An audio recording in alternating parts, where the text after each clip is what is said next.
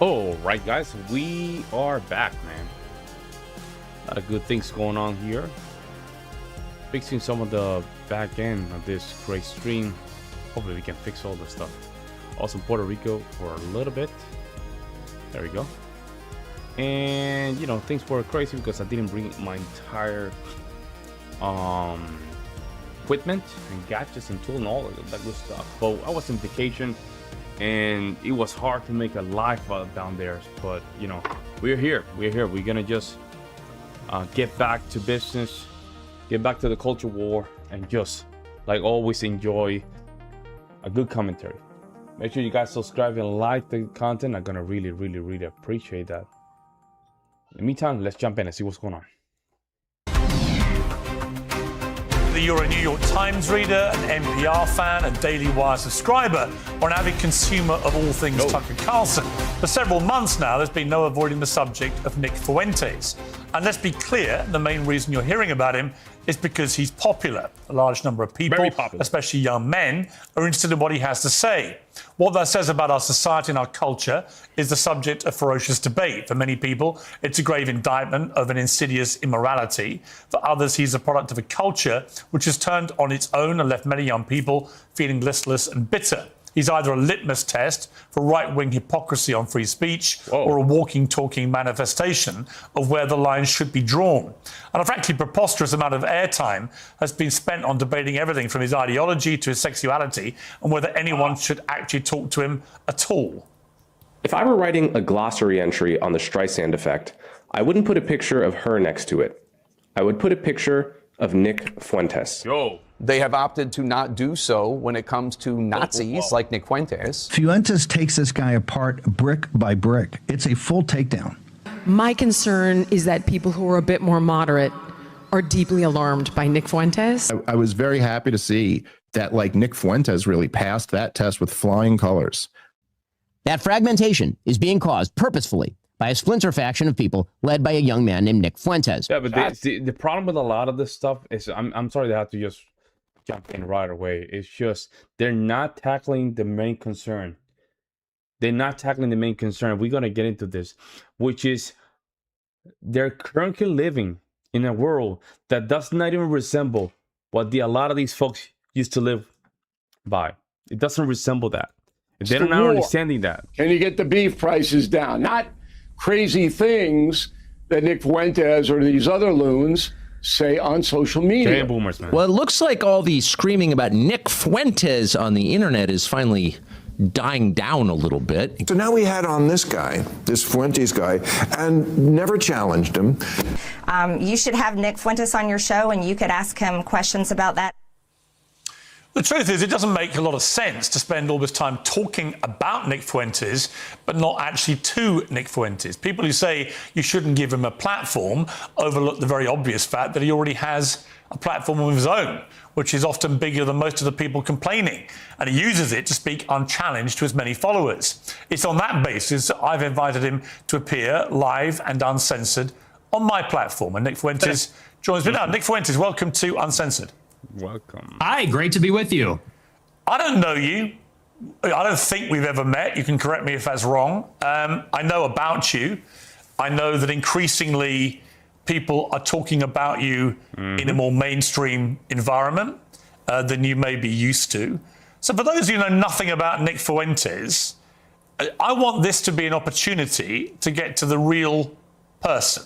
I don't know who that person is, but I do want to use this opportunity to get there. I've seen you talk, as we prepared for this, in exchanges with people and on your show, saying you fear it's going to be very hostile, it's going to be an ambush, all those kind of things. I don't intend it to be overtly hostile. I don't intend to ambush you. I intend it to be an examination of what you said on the record, an examination of what you believe or what you say you believe, and an examination of what your rising popularity says about the state of the conservative movement in America. So those are my goals from this interview. What are your goals? Why are you doing it? I thought it'd be interesting. And, you know, you've talked a lot about me on your show over the years, and this is the first time you actually extended the invitation.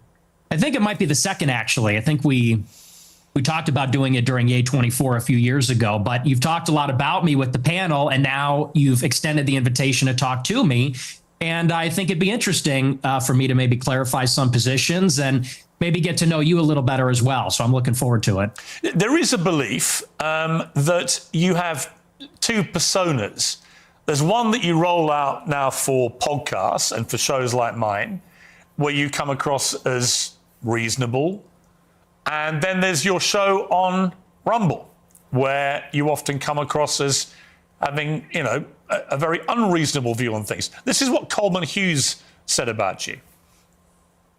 Nick Fuentes knows exactly what he's doing. He is consciously playing this double game as part of a long-term strategy to become popular enough to take the reins of power, at which point he plans to pivot towards the extreme and unpopular policies that he advocates daily on Rumble. So first of all, what is your response to that? That's a queer statement. Well, first of all, I would say that Coleman Hughes is a propagandist. He works for the Free Press, which is run by Barry Weiss. So I think you have to consider the source. And Barry Weiss is a pro-Israel partisan. Free Press is just bought out by CBS for $150 million by Larry Ellison or his son David Ellison. And so I think that's coming from a particular point of view. We can't pretend like that's coming from a vacuum or from some fixed position. That's coming from a propaganda outlet that's in favor of Israel. That's first. But second, I would say he is right about the two personas. And I think that everybody understands this on some level. On my show, I make jokes and I use rhetoric and I'm hyperbolic because for a long time I had an audience that was small on these like dissident platforms. I was on D Live for many years. A lot of people don't even know what that is. I don't even know and what so that I is. had a small following and we had sort of like an in-group sense of humor and memes and things like that. And you talk about it one way on a freewheeling live stream when I'm by myself and I'm ranting and we make jokes and we play devil's advocate. We play with different positions. But then when you sit down in an interview like this one and people ask me a good faith question, what do you actually believe? Well, then I clarify and I say, well, here I'm not joking. Here I'm not being hyperbolic. I'm not being rhetorical. I'll tell you precisely what I believe. As far as this idea that I'm going to get power and then turn into Hitler, that just sounds totally insane to me. I'll be honest. It just sounds insane. Yeah. That's so stupid. And also it's just giving him too much power and not really tackling his argument. Notice that there's a lot of sign language here. A lot of shame trying to deviate from the message itself. They never talk about the arguments. Aspirations for political power? Not really. No. I think that if I wanted to the run... messengers are more effective than politicians. The reason they ask him that is because that way he can be less efficient. That's what it is. He becomes a politician, he becomes less efficient. For office, I wouldn't say a lot of the things that I say. I don't know that a lot of people would vote for me. I tend to offend everybody, even a lot of people that like me. So no, I'm a truth teller. I like to tell the truth. I like to do my live stream. Who is Nick Fuentes? Tell me about your upbringing. I know you grew up in the suburbs of Chicago. Tell me about your early years. Or early how? Like my childhood or a little bit later? Yeah, your childhood, yeah. Well, I grew up in the suburbs of Chicago in LaGrange Park, as you say. My parents are ethnics. My father's half Mexican, half Irish. My mother's Italian. And they both came from a pretty rough upbringing themselves. They both were raised by single mothers, not because of divorce, but because both of their fathers had died. They endured a lot of dysfunction. And I think that's one of the reasons they came together and they related to each other and they wanted to create a normal upbringing for their children. They wanted to have a normal family life. And so they moved out to LaGrange Park away from the city. And they raised me and my sister and really put us first. I think that's a big reason why I tend to have a lot of these family values or Christian values. My mother quit her job and stayed at home to raise us. And so I have a very close relationship with my parents, with my sister. We're a very tight family. And we grew up in a pretty idyllic town. And maybe we can sort of get into a conversation about politics from this. I loved my upbringing. My mom stayed at home. My dad was working. We're in a mostly white suburb in Chicago. Everybody was maybe half Catholic, half Protestant. It was a baseball town. I played baseball for many years. In Chicago, we love our hot dogs. We have our baseball parade and get a hot dog. And so I love where I came from. I love the city. It's a working class city. I love the people here. They're very good, humble, down to earth, decent people. And I guess I had my political, not to jump ahead, but this is a big part of where my political awakening came from. I sort of left this bubble, if you could call it that. When I went to college in 2016, I went to Boston University. And I read a lot of things online, and I realized the country does not look like LaGrange Park. It doesn't look like Western Springs or Hinsdale or Elmhurst. It looks very different. The country's undergoing a radical transformation because of immigration. Mm-hmm. And so I saw that, and I said, this is not There you really go. a And that's the topic they don't want to touch right here. That's the topic they don't want to touch, folks. It's the immigration, the culture, the extermination, basically a genocide of the European descent. That's what it is. desirable change. I don't like the south side of Chicago or the west side or LA or certain parts of Boston as much as I like where I came from. And I guess that's what made me an American nationalist. I said, I want to preserve my home and the things that are familiar to me and the things I like about my home, what makes it America. So that's a little bit about my background. I don't know where you want to go with that, but that's kind of where I came from. My first obvious question is, were your parents immigrants to the United States, or were their parents, or were they grandparents? In other words, at some stage, I presume. No. Of course, because somehow this is such a stupid question. They think this is a win argument. Because your parents or grandparents or great parents was an immigrant to now a country. Therefore, they try to shame you that you come from immigrants heritage. Stupid. There were immigrants in your family who came to the U.S. Is that correct? There were. I believe all immigrants are the same, guys. My mother was fourth generation and my father was third generation. So their ancestors came here on my mom's side in the 1860s, I believe. Yeah, mine is very similar. I'm a American. Let me see. I'm a fourth generation and my kids are fifth generation. Of course, that being said, I was born in Puerto Rico, but I'm still an American. And I love this country like anything, like nothing else. I love this country to the end. So my kids now are fifth generation. First wave of Italian immigration. My father's ancestors, I think they came around at the turn of the century in 1900. So your view of immigration, and we'll get to the specifics about your views on immigration, are they not affected at all by the fact that if it wasn't for immigration, you wouldn't exist as an American? Well, I would certainly exist, but like you said, maybe not as an American. Certainly that's influenced in some measure. But I think that the kind of immigration that we had for a long time in the country, it's different than the immigration that we have now. And let's just say for openers, it's different immigrants. They're coming from a different place with a different culture, a different religion. That's what I said. It's not the same as it was. So first, you have a qualitative difference. My ancestors, for the most part, I have 3 European grandparents from Ireland and Italy, 1 from Mexico. They came from Europe. They came from Again, when he's saying Mexico, I don't think he's being genuine here. The parents probably were European, even though they were born in Mexico. Mexico is just a nationality. It's a country, right? It's not a heritage of demographics, unless you're a native Indian, Mexican, whatever they call it. Otherwise, you still, it's like me. I'm Puerto Rican. My heritage is Puerto Rican, but my lineage goes back to Spaniards, right? Even though I have a little bit of Tainos and a little bit of African mixed there, but my majority of my heritage comes back to Spain. But I don't call myself a Spaniard, even though my heritage is majority Spaniard. I don't call myself that, right? I still call myself Puerto Rican American, whatever that is. But currently, he needs to kill that argument, because it doesn't mean because you were born in Mexico, therefore you're Mexican heritage or whatever. Like, it's a European descent, just keep it there, right? Keep it there. Keep the argument European descent, yes or no. Society where there's a common ancestry, there's a common religion, common civilization.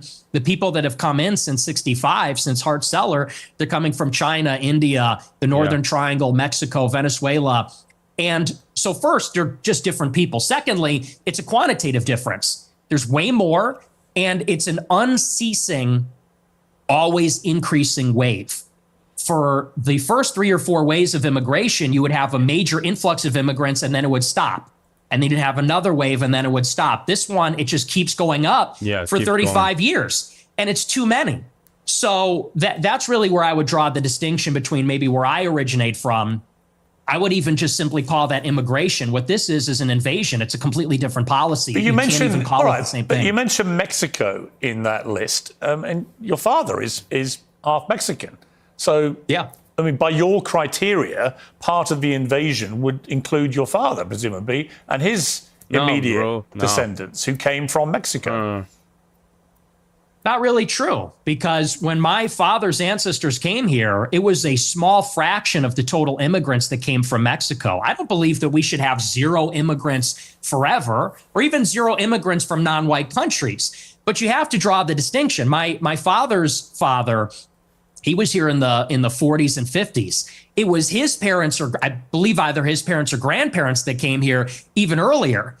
Up until 1965, 90% of the immigrants were coming from Europe. I have no problem with that. If we have 10% of them coming from... and this is what we're getting to. Mexico or Latin America, maybe that's reasonable, but that's not what it is now. Now you've got 10 million illegals in 4 years under Joe Biden, and you got millions more legal immigrants from China, India, Venezuela, El Salvador, and it's so many with no break for assimilation, and they're all from non-white countries. It's transforming what America is. And again, that's the distinction. That's what makes it unacceptable. I always believe everybody is a product of their environment. Right? I've interviewed thousands of people. Maybe 3, 4, 5,000 people from all different walks of life. But the one common theme I would say is everyone's a product of their environment. And I was reading some stuff about you. And that's some BS argument, man. That's not even an argument at this point. That's you believing in that stuff. We have to, guys, we have eyes. You're not telling me the Indians are a product of their own environment. I don't believe that. They could, but I don't believe that. You have to make that distinction. That if you see Europeans in European lifestyle, and you compare it to other third world lifestyle, you can see that a lot of these lifestyle are just a product of not only environment, but there's a quantity of intelligence, a quality of the intelligence in a lot of these areas. And you can tell because even though you move these people to different countries, somehow some of these cultures, some of these behaviors don't change. There's some of them that do change, but not great majority. They don't. 2 days. There was an episode of your podcast where you talked about your father, Bill Fuentes, and how he wouldn't take the family, including you, to certain restaurants because he believed they were associated with African Americans. We would be deciding where to go to eat, you said. What are we going to do for dinner tonight? It was a running joke. Me and my sister would say Applebee's, and my dad would say we would never eat at Applebee's. Not in a million years should you be caught dead, Fuentes said about Applebee's. Go to a different restaurant, a local restaurant. No Applebee's, no Red Lobster. That is commonly known as black fare. And you also shared another story about your family and restaurants. It said, before me and my sister were born, my family had a saying about Olive Garden that contains the N-word that we're not allowed to say. So my question, based on that anecdote that you say on your own podcast, is do you think you grew up in a racist environment, that your father was inherently racist, and that thought process moved to you? Well, I would say it's a new low. I've been attacked for being a racist many times, but to attack my father, to attack my parents based on anecdotes, I would say that's sort of a new low. Hang on, it's your anecdote.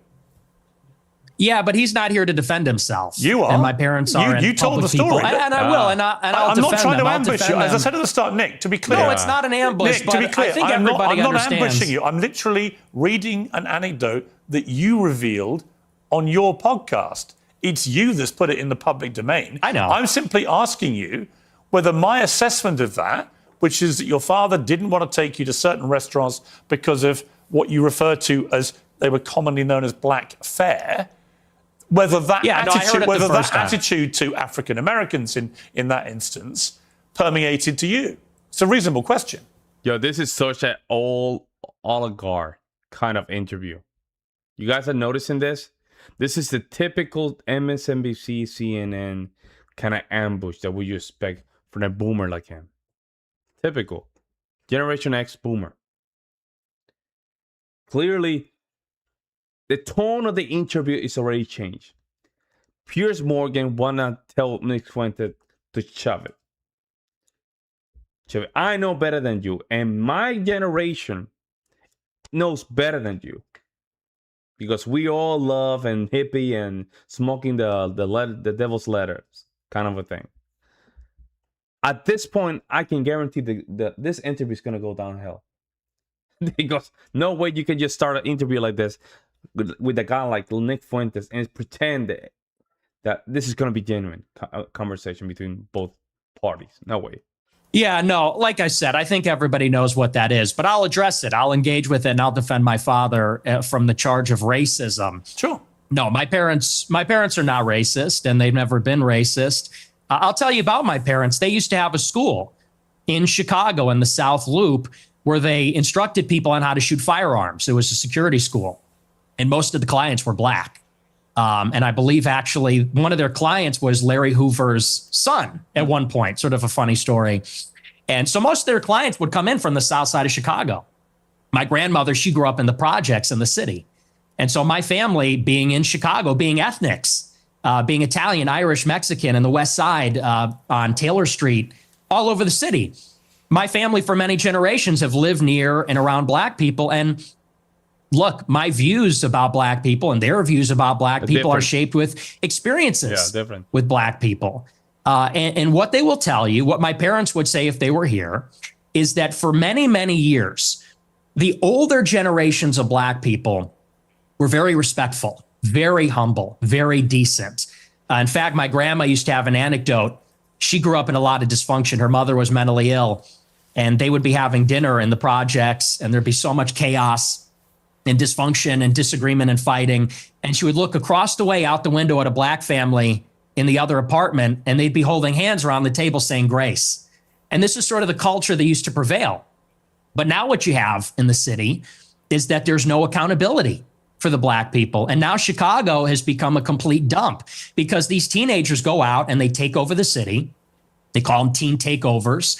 That's the euphemism for it. They're teenagers, but they all come from the same neighborhood. They drive up there and they mug people and attack people, and they destroy cars and destroy shops. We had the Festival of Lights a couple of weeks ago. It's supposed to be a family event. And they light up the trees, and they, there's a big parade. I was in the parade one year, and you had a bunch of black people there shooting each other. 7 people shot, a 14-year-old killed in the Magnificent Mile. And I know there's a lot of black people that feel the same way about this. They say, we've lost control of the city, and we're looking for accountability. We have a lot of black people that are always outraged about racism, outraged about attitudes from white people, but they're never ashamed of some of these behaviors, never ashamed of some of the things that go on. And that's why I think there's a lot of negative attitudes these days. And so, again, I think those attitudes, you say I'm a product of my environment. I am. And so are my parents and my grandparents. Unlike you, because you're not even American, in Chicago, we have to live in a big, diverse city where there's a lot of different kinds of people. And I think anybody in Chicago will tell you the same. I live in London. It's one of the biggest and most diverse cities in the world. But it's not the same. Well, actually, it's a big, diverse city. The only difference is we don't have the gun violence because we don't have guns. That's a whole different story. I don't want to get into that with you. I have got into that before in America. You got a knife problem. You got sword problems. We have problems with Aladdin. We have problems with violent crime. I make no pretense of it. So the idea that somehow Piers Morgan thinks, bro, the problem with Piers Morgan is this sense of betterment of the British soul. And this goes hundreds of years, guys. Even our founder's father, he used to have this problem with the British back then. They really think that they are above the minds of the American way of life. They think that they're just better than the Americans. London and Europe has a problem, guys. cities in Europe have a problem of immigration to the point that I'm fearful of Western Europe becoming a third world shiitake hole. Rome, Paris, Berlin, even some parts of Hamburg, London, Spain, Barcelona. I mean, I can keep going, guys. Stockholm. Yeah, some of these places are literally, even Japan, Tokyo. It's just, can we just admit that importing third world individuals is not a good idea, man? And somehow this dude right here thinks he's talking from a place of things being better. It's not. I'm cosseted in London because I'm not in Chicago. I didn't say that. Well, you kind of implied it, but I guess my point about the environment, I'm not saying you are a product of your environment. I'm saying most people are in some capacity. When I read that anecdote, which just to remind you, it's not something I have put out there. You told this story, right? And you said that you said this. We're looping. You said this already. But you haven't really directly, I think, responded to it, which is whether your father would not take you to certain restaurant chains because he associated them with black Americans. Is that true?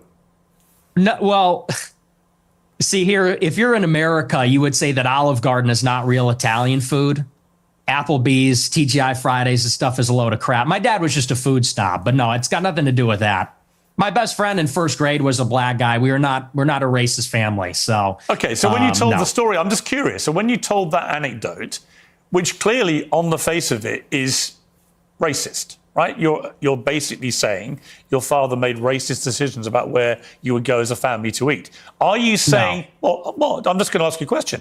Are you saying that when you told that story, you didn't mean to infer that he was racist? And do you understand why when somebody like me reads that anecdote for the first time, as I did this week, I reach a different conclusion?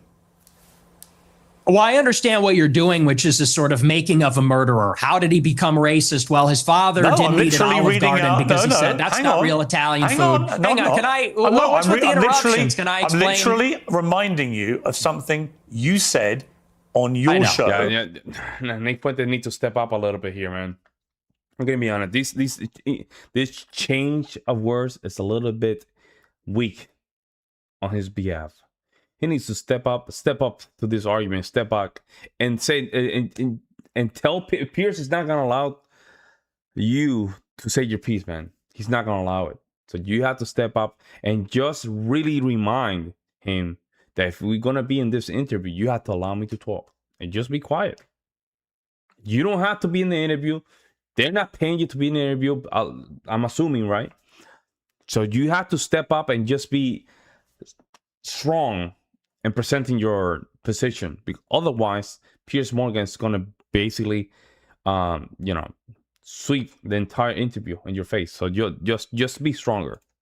Which led me to conclude a certain thing. If I'm wrong, tell me. Yeah, it was said in jest as a humorous anecdote, and now you're trying to spin it into a narrative, which is his parents are racist. He comes from a long line of racists. And I think everybody knows my parents are boomers. Mm-hmm.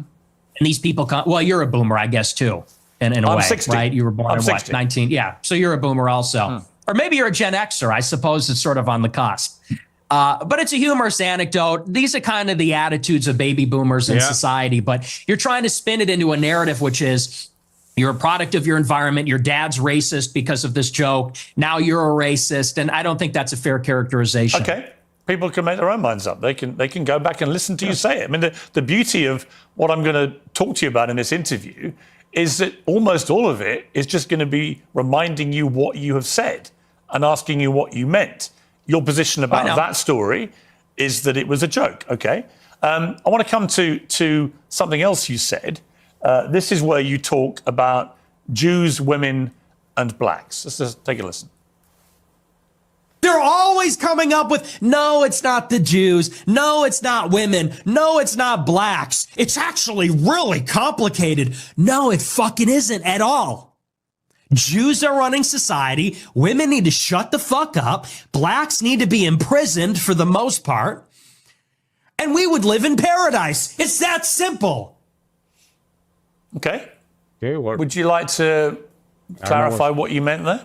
I don't know what's the That's problem. all with that. true. Yeah. That's 100% Yeah, true. I don't know what's the. Is that supposed to be a gotcha moment or something?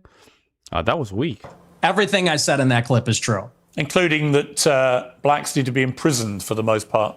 Yeah, they're committing a lot of crime. Yeah. Yes. But all of them? No, for the most part. What does the most part mean? What percentage of American blacks would you like to see in prison? Whatever the percentages of the murderers. I think it's 1 in 20 black men will commit a murder in their lifetime. So maybe let's say that 5%. Oh, so you're talking about black people who murder people? Yo, this dude. Man. Yeah. Oh, absolutely. Yeah. But you didn't say that. That's You the just crime said problem. blacks need to be imprisoned for the most part. You didn't clarify that you were talking about black murderers. Right. Yeah. No, you're right. That's a good addition to that. That's a great point. Do you think it's funny or? Yeah, I do. I think it's hilarious. I think it's totally true. Do you think a black American would find it funny? You think that blacks should be imprisoned for the most part? Blacks are my biggest fans. I get high fives all the time. They say, Nick Fuentes, I love your show. They agree with me. And you want to know why? Here's the difference. Black people are the most victimized by other black people. You think black people want to live in the hood and the ghetto and get shot all the time? That's what happens in the south side of Chicago.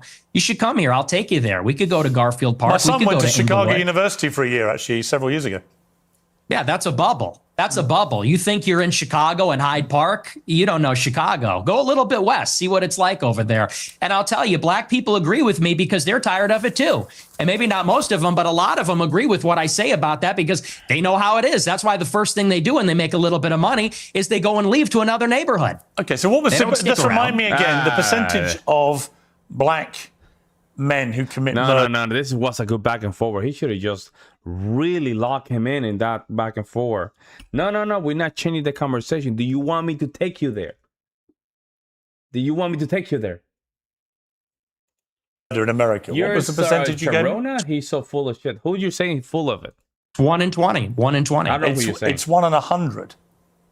No, it's 1 in 20. No. Less than 1 in 100 black US men commit murder. That's the most up-to-date crime statistics in America. That's not true. I've seen other statistics. They say 1 in 20 will eventually commit a murder. So your rate means that you're saying that 5 times as many black men commit murder as the official crime statistics say. Yeah, there's a report, I believe, on X by Data Hazard. I'll have to go and double check that for you. But yes, there's some pretty shocking evidence that says that it's far more alarming than you would think. Okay, but you would accept that the official crime statistics are 1 in 100, or you wouldn't accept that statistic? I don't know. I don't have it in front of me, but I've seen other evidence. Like I said, Data Hazard on X, I believe, produced a report about a year ago. It said 1 in 20. But I mean, whether it's 1 in 20 or 1 in 100, that's a lot of people, Piers. I mean, sure, this is a lot of white problem. people commit murder too.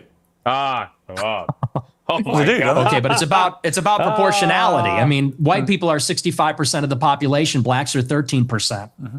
And I think anybody would tell you that more black people proportionally commit violent crime than white people. And people vote with their feet. People would rather pay. Maybe that's true. Maybe it's not. Maybe it's true. Maybe it's not. But a lot of people do have like fatigue in the community. So much higher property tax. That's that. Most mass what's shootings. with the interruptions? I'm sorry. Thank you. I appreciate that. You know, you look at in Chicago, in New York, these neighborhoods are so stratified. People would rather pay a high tax rate. They'd rather pay a much higher property value to live in a less diverse, less black neighborhood because they don't want to live around the violence. And I think that when you look at even on the public transit, the subway, the blue line, you know, people don't want to go there because they know who occupies and menaces the public transit. It is these people like Daniel Penny had to deal with. It's people like Irina Zarutska had to deal with.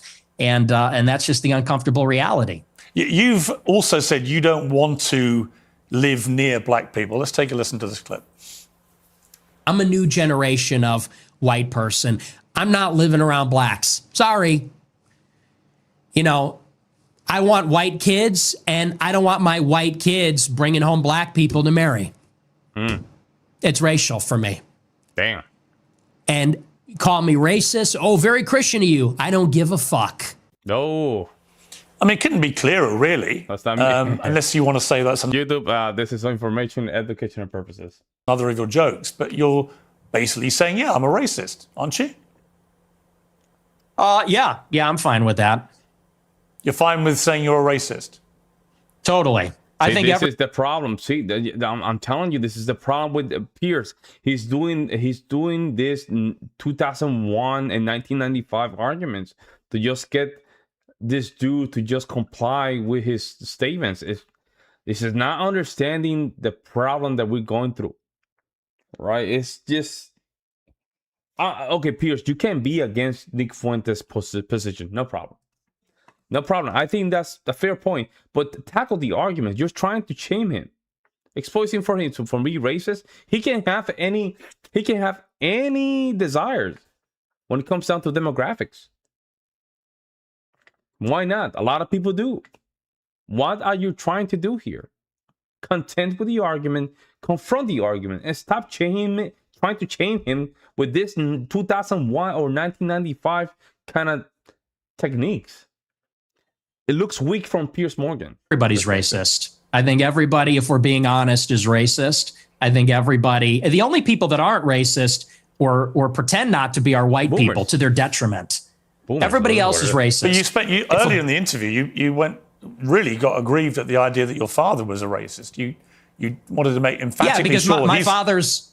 He's not. Because my father doesn't share my same views on that. So he's the exception to the everyone's a racist. Well, everybody's a little bit racist. You're right. So maybe everybody. The difference is you're attacking my father. You know, he could get fired from his job. I'm not attacking your father. You are. No, I'm not. I don't know your father. And to be clear, why are you talking about him? I have no knowledge about him at all. But what you're talking about him. See, this is where Nick Fuentes has to just push back. Say, well, if you're not talking about my father, let's just stop talking about my father. Simple as that. If you're not talking about my father, let's stop talking about my father. That's the end of that. And let him just push back. No, I already told you. I'm not going to talk about my father. That's it.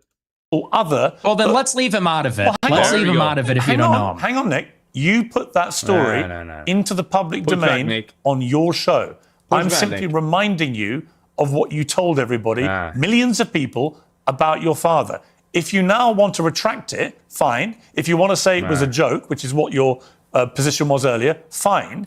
But I'm allowed to put to you things you've said publicly. You're not allowed. That's not unfair. That's not me targeting your father. You put that story about him out there. You know what you're doing. You know what you're doing. I'm asking you about a pretty shocking anecdote, which to me looked like you were saying your father made decisions about where you as a family would eat based on skin color of people who worked at these places. If you say, or use them, if you say that is not what you meant, that's fine. You can respond any way you like. But the idea I can't ask you about it without you saying I'm attacking your father is ridiculous. Well, you are, and you know what you're doing. And there's a political culture in America where if you have the wrong views, you get fired from your job. And my father has a job. And if you go on here and say, you charge him with racism or something, and I'm put in a position where I don't look like I'm sticking to my guns if I don't say my father's a racist, you're putting him in jeopardy, and he's not here to defend himself or explain his views. And it's very low, and I think you know exactly what you're doing, and people can see what you're doing. I'll defend my views, and I think that, so let's leave him out of it. Let's just not talk about my father because my father isn't here. I'm here. Okay, well, then do you accept that you shouldn't talk? Listen, that's fine. But then do you accept you shouldn't talk about your father on your show? And you shouldn't tell... Absolutely not. Absolutely not. So it's fine for you to put a story out there which would make most people who listened to that story or watched it at the time on your show conclude that he was racist. It's fine for you to do that. But if I then ask you about it, I'm the one who's being unfair and I've crossed a line. Is that what you're saying? Yes. Okay. Yes, you're being malicious. Okay, that's fine. That's fine. Listen, people are watching this live. They can draw their own conclusions about whether what I just did. You look like a woman, man, talking. That's this Piers Morgan just using this woman sign language technique, man. People can't do that. Shut up, bro. You're not here. Do you really want to argue with Nick Fuentes?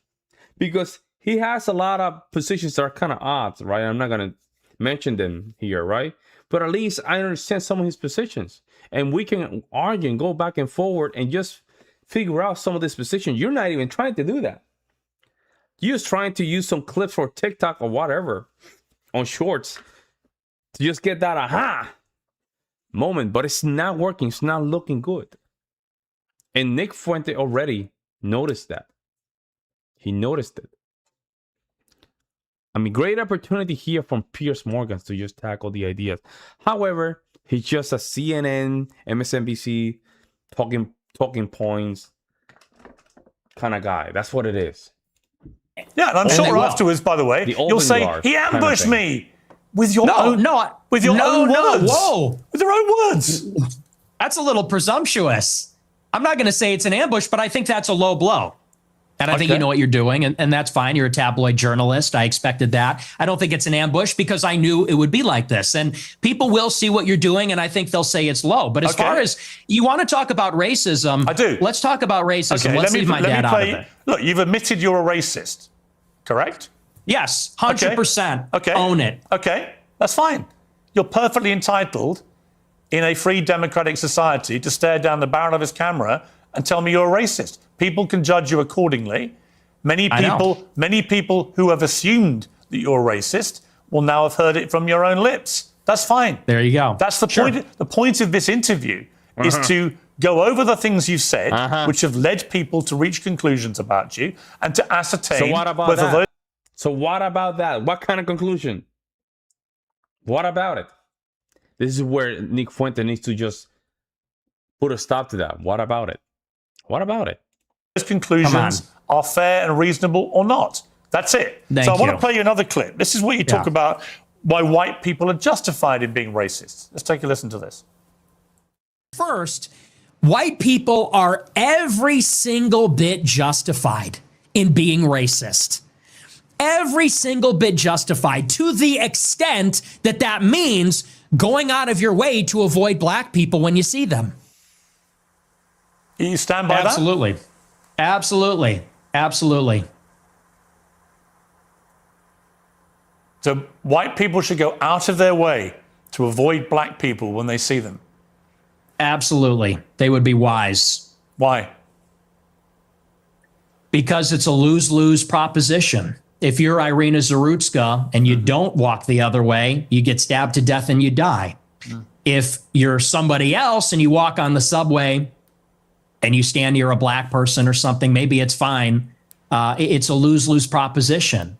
So no, I think that white people have been beaten into submission, that we're afraid to tell the truth about it. And the truth is that when you go into these major cities like New York or Chicago, I believe she was in North Carolina, there is a menace, which is young, black, adolescent men. They're extremely violent. And we have been told that we have to pretend like they are every other person. We have to be colorblind to that. And we're supposed to go and be in the midst of all this danger.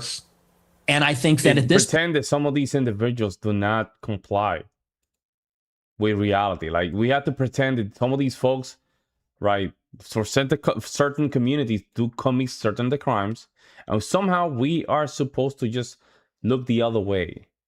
Listen, the problem where Europeans committing a lot of these crimes, right, per capita, it will be the same for me, because in the end, I do want a safer community for my family.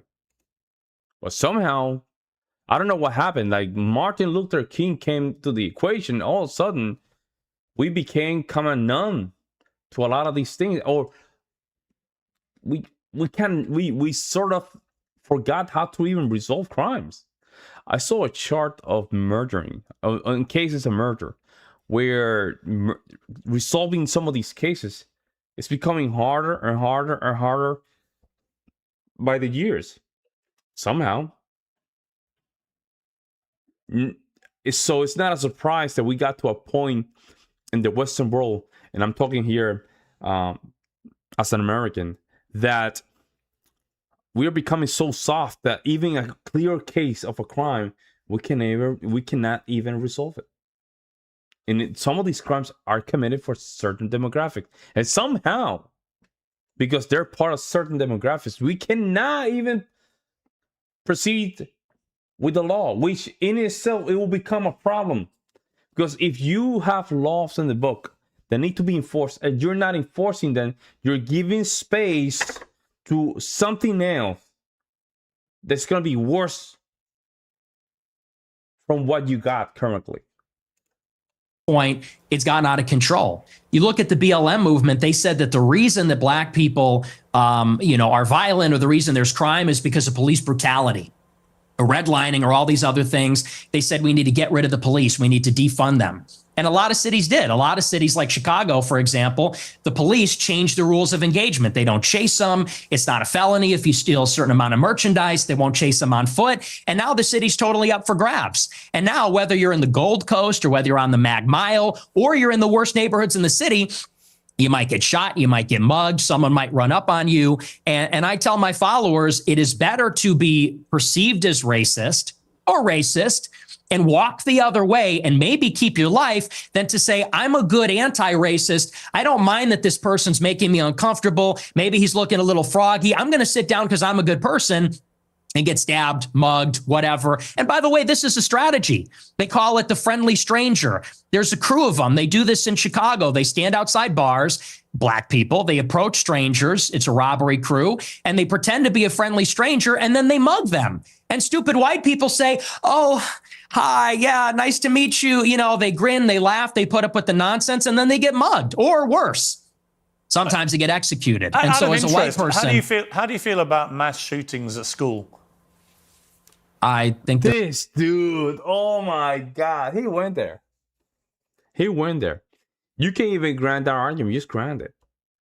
You just grant the argument. You know what? I'm going to grant your argument. Can you tell me how many mass shooters we have in the United States? Go with that, and then say, okay, let's just define mass shooting. What is mass shooting? I think it's killing 2 people or more, right? With a gun. I'll say, okay. Does Chicago qualify for that? Meaning, some of these coffee beans, deleting all the coffee beans by the dozens every weekend. Does that qualify as a mass shooting? No? Okay, so you don't know what the hell you're talking about. Ain't no that argument. Even if you grant that in itself, it's not even the same amount of deletion to some of these inner cities. It's not even the same. So you can just go both ways. Or bad. Who do you think commits the vast majority of the mass shootings? I'm sure it's white people. Right. So how do you feel about that? I think that white people do more antisocial violence. I think black people participate in more gang violence. I think that's the difference. What's the difference to the victims? You made the difference. There's no difference to the victims. You are making the difference, Piers Morgan. You are making the difference. This is not about difference. So if we see the numbers, you should not be even asking that question. Clearly, in some of these inner cities, the deletion is way too much. So what is it that, because it's snow people, therefore we should just care more? So now you're sounding like a racist, in my opinion. But it's a different kind of crime, and it's a different proportion also. Do you know what percentage of white people are school shooters? I know that the vast majority of mass shootings in schools in America this century were perpetrated by young white men. And I'm what proportion? I'm curious. I'm curious whether your advice would be to people who have kids in these schools. Working? Should they avoid white people at school? Should people with kids at school avoid young white? Yes, granted. Yes. Just say yes, and then ask the same question. Should people? If that's the case, should people avoid coffee beans? Just granted. Just if you know how to go with it, just grant it, man. If you grant that argument and then just put it back on him, you will win. Men at school? No. Okay. Do you know what per capita means? Do you know proportionality? There are more black people proportionally that engage in violent crime or are involved in gangs, especially in these major cities, than there are white people that are school shooters compared to the entire white population. And everybody understands that. Two-thirds of mass shootings at school perpetrated by white people. But what proportion of white men commit school shootings? That's the question. I've just told you. It's 60-65% of school shootings by white people. You're telling me what proportion of school shootings are committed by white people. I'm saying what proportion of white people have committed school shootings. Are you playing dumb, or are you just not that smart? What difference does that make to the children lying dead on the ground? See, now you want to jump on the victims. The difference is you're asking, would you fear white people or black people? And that's the difference. The difference is in terms what I'm saying to you is, by your logic, if we now have agreed that the vast majority of mass shootings in schools are committed by white people and predominantly young white men, then presumably your advice would be to avoid young white men because they perpetrate these massacres. But it won't be because they're white, right? So are you playing dumb, or are you actually dumb? Maybe it's I'm about dumb. proportionality. Maybe I'm dumb. You are because you're, well, I don't think you are dumb. I think you're smart, actually, but you're deliberately avoiding per capita. And everybody knows that's the difference. What proportion of white men are school shooters? It's probably 0.00001%.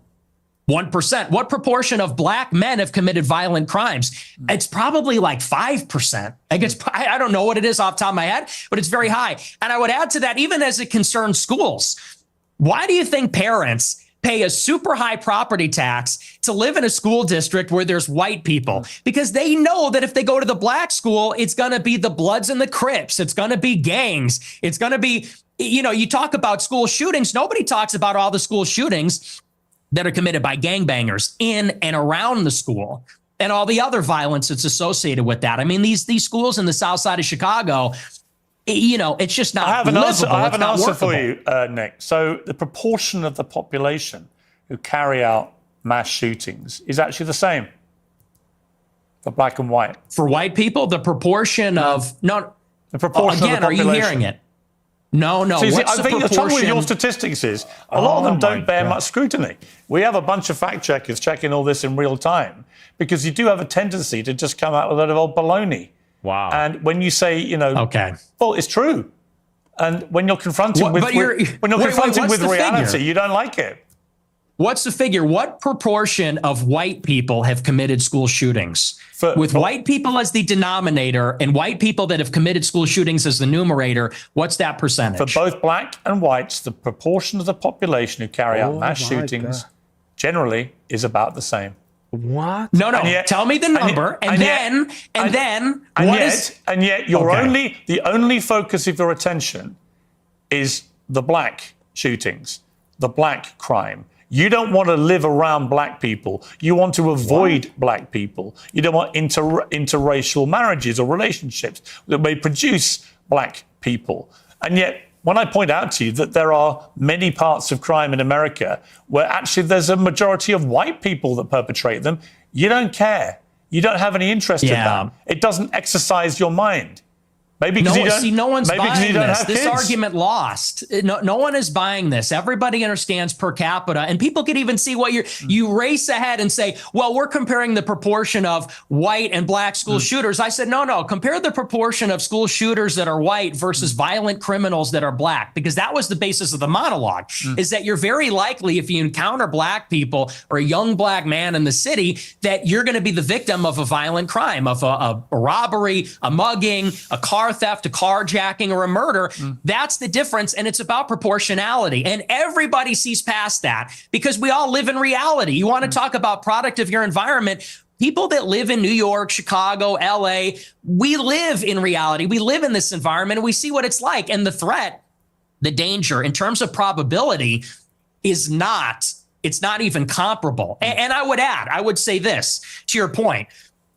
If you're in a high school and truly, if you see a white person who looks like a little autistic, he's got the SSRI stare and he reaches for a backpack, people joke and say, run. Similarly, if you see a jalopy pulling up with a bunch of black people in it and they got their pants around the ankles, you're going to run also. And I'm saying the same thing. The difference is, the latter happens much more often. It's much more common. In Chicago, there's like 10,000 carjackings and car thefts every day. It's in the thousands. It happens all the time. How many mass shootings committed by autistic SSRI white people?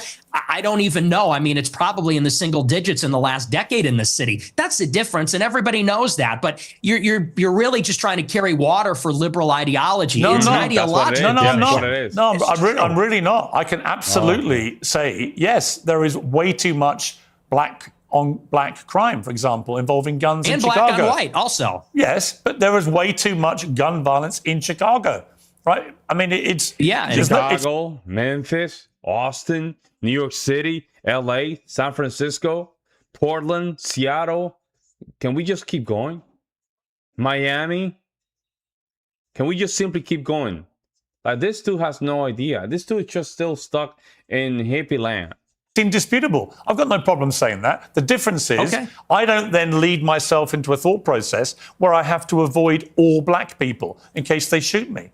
And you've already conceded that you are a racist. So when people hear you then say, I don't want to be living anywhere near black people, they already have heard you say, I'm a racist. So they assume you're doing that because of people's skin color. I don't think you would probably dispute that, right?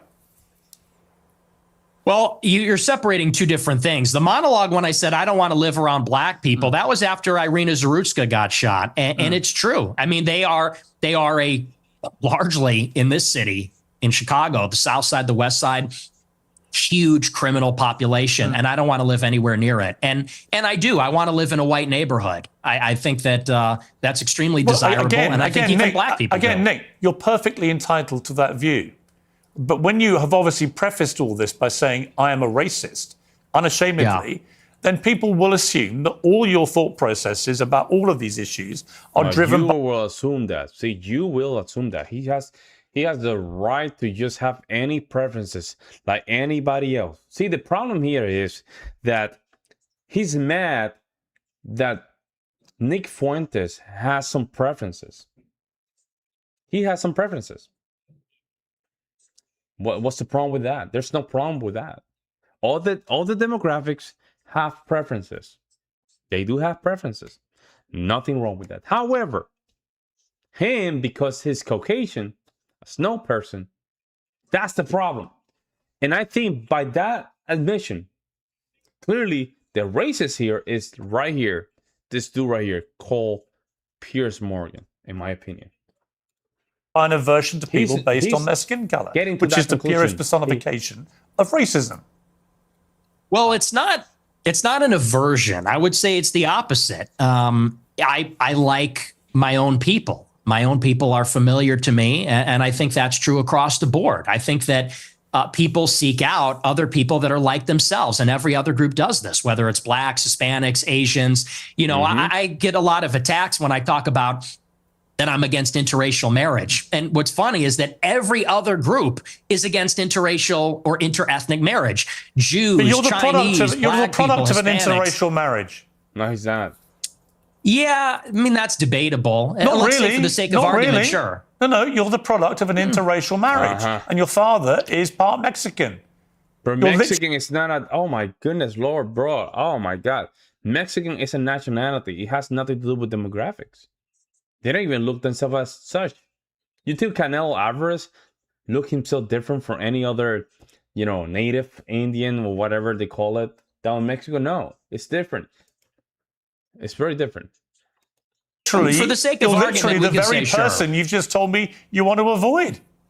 What race is Hispanic? Is that a race? Well, what do you think it is? Nah, that's a question. I'm asking you. What race is Hispanic? Hispanic, of course, it's a race. It's called Hispanic. Oh my God!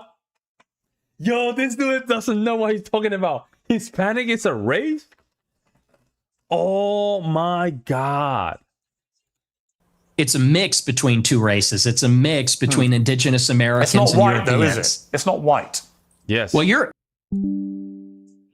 okay. Hispanic meaning. All right, relating to Spain or to Spanish-speaking countries, especially for those Latin American. Nothing to do with race. You can still be a German heritage Hispanic. Background yourself. Both of them. You've literally got Mexican blood. I know, and I live in a non-white neighborhood too. I'm trying to get out of here, though. But I'm trying to get out. But here's the thing: Do you have any non-white? Do you have any non-white friends? Genuine question.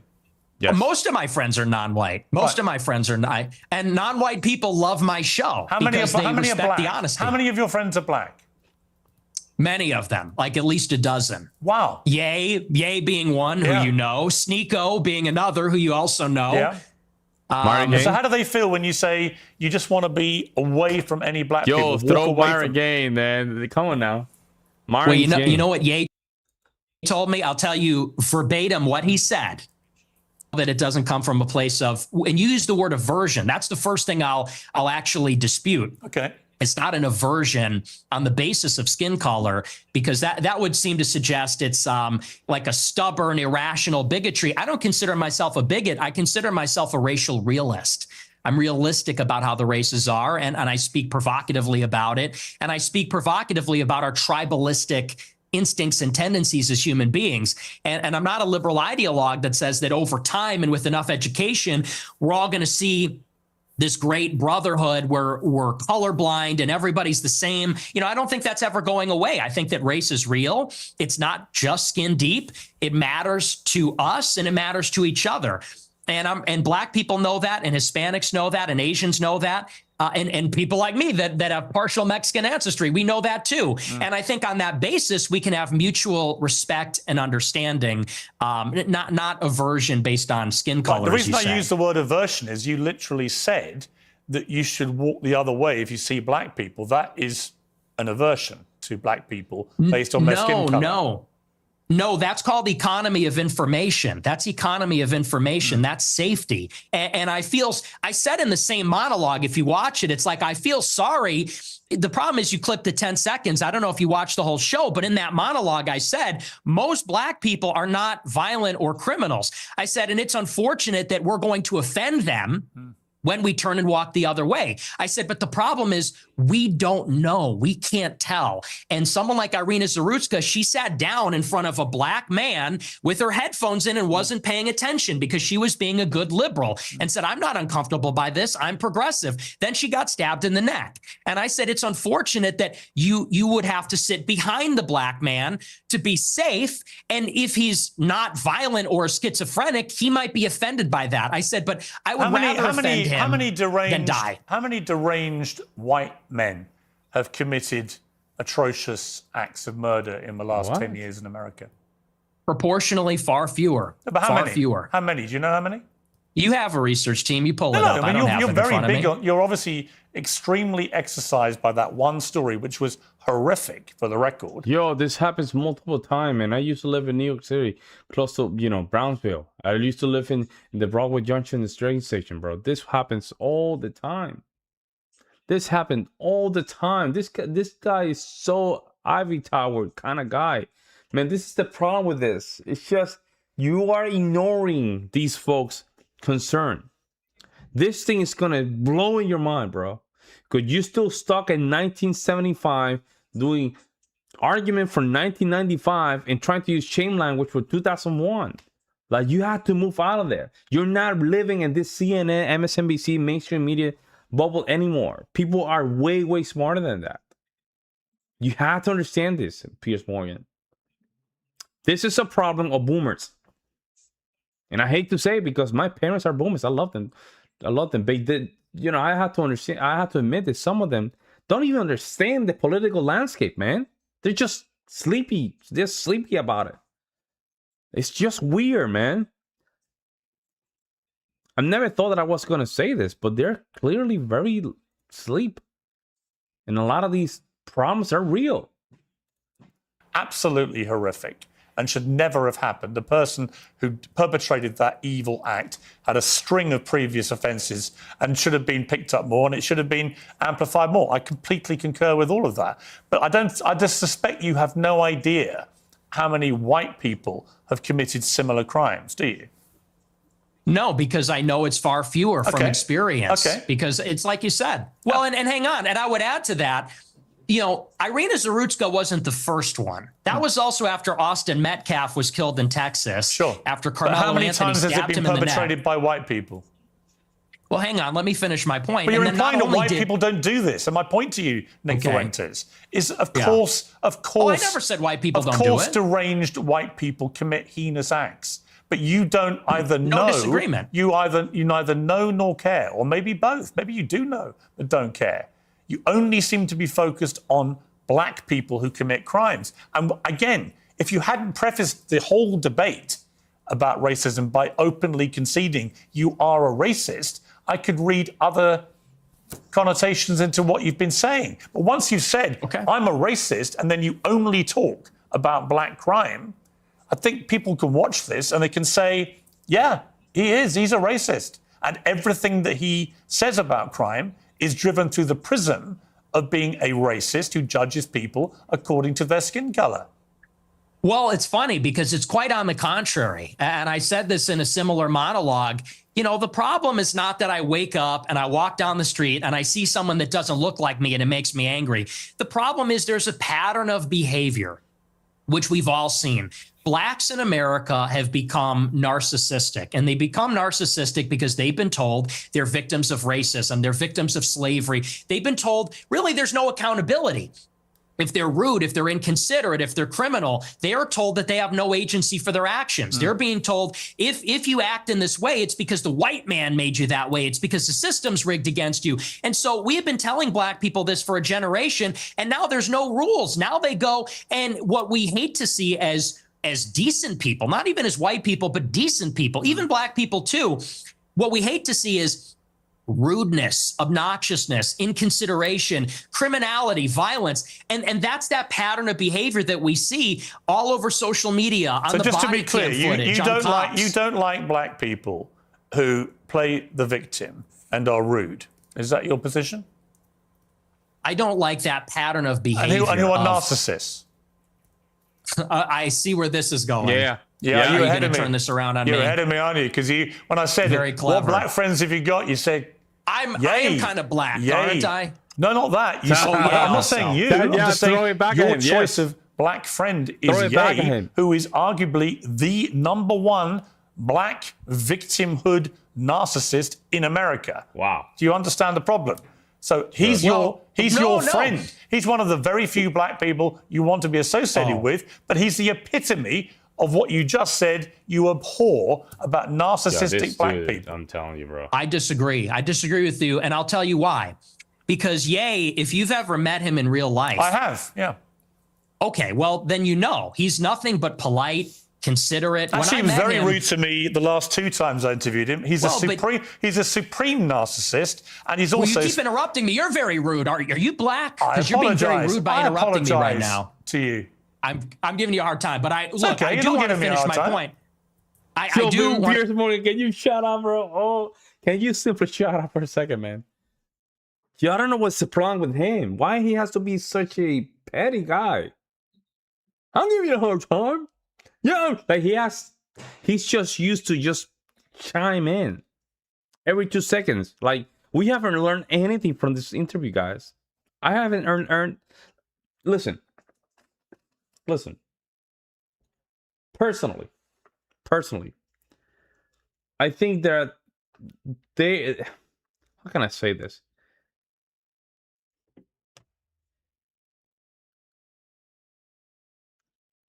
There's an argument to just go against Nick Fuentes. There's multiple of them. I'm not gonna give them now because I'm not gonna give you ammunition. But there's multiple of them, and you can tackle some of his idea. But at the same time, let him explain his idea and then tackle more of his idea. You're just moving the goalposts left and right. We're not getting in the bottom of anything. And on top of that, you always have something to say in the middle of the sentence. So I don't even know what you're trying to do. You're still using the CNN. Back when you used to work for CNN, probably they told you this is the way we do things. But today, that does not translate well, because what happened is your audience that's watching your show is smarter than the audience that you used to watch back in CNN. We have time to watch a 1 or 2 hours content dissect the information, compartmentalize what is being said, and on top of that, ask questions. You're not even allowed that to even happen. You just basically just jumping in every 30 seconds and just say your talking points, I guess. For what? For what? Maybe if you allow him to speak, we might change our opinions about him. But you're not even allowing him to speak. To finish my point about Ye, he is a guy who, when I was with him, wanted to make sure that everybody was heard. Everybody felt included. He's actually a very soft-spoken guy, very polite. And by the way, not violent. When you look at all the rappers that are in the music game, many of them, especially from Chicago, drill rap, they're talking about killing people, shooting people, they gangbang. He notably, if you know about him, he got his start because he was a nerd. He wore a backpack and a polo, and he wasn't a gangbanger. He rapped about his feelings and girls and his dreams and his ambitions. So no, and by the way, he would tell me all the time, he doesn't even feel black. They make him feel not black because he doesn't do those things, because he's soft-spoken, because he's artistic, he's because he's a bit of a nerd or likes fashion. So I would disagree. He's actually not like that at all. Okay. We're talking he's also a Hitler-loving anti-Semite. And we're going to take a little commercial break here, and we're going to come back and talk about anti-Semitism and your views about Jewish people, and indeed what Yair said about the same subject matter. I guess so. Angel Studios. Are you there? Jews. Let me just amend that. I don't hate. In your interview with Stephen Crowder last week, you answered emphatically that you don't hate all Jews. Is that correct? That's your position? Yes. Okay.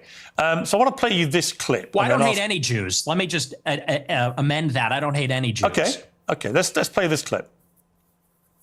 The reason I've had it is because my opposition to world Jewry and Israel is rooted in absolute, uncontestable fact. We have the truth on our side.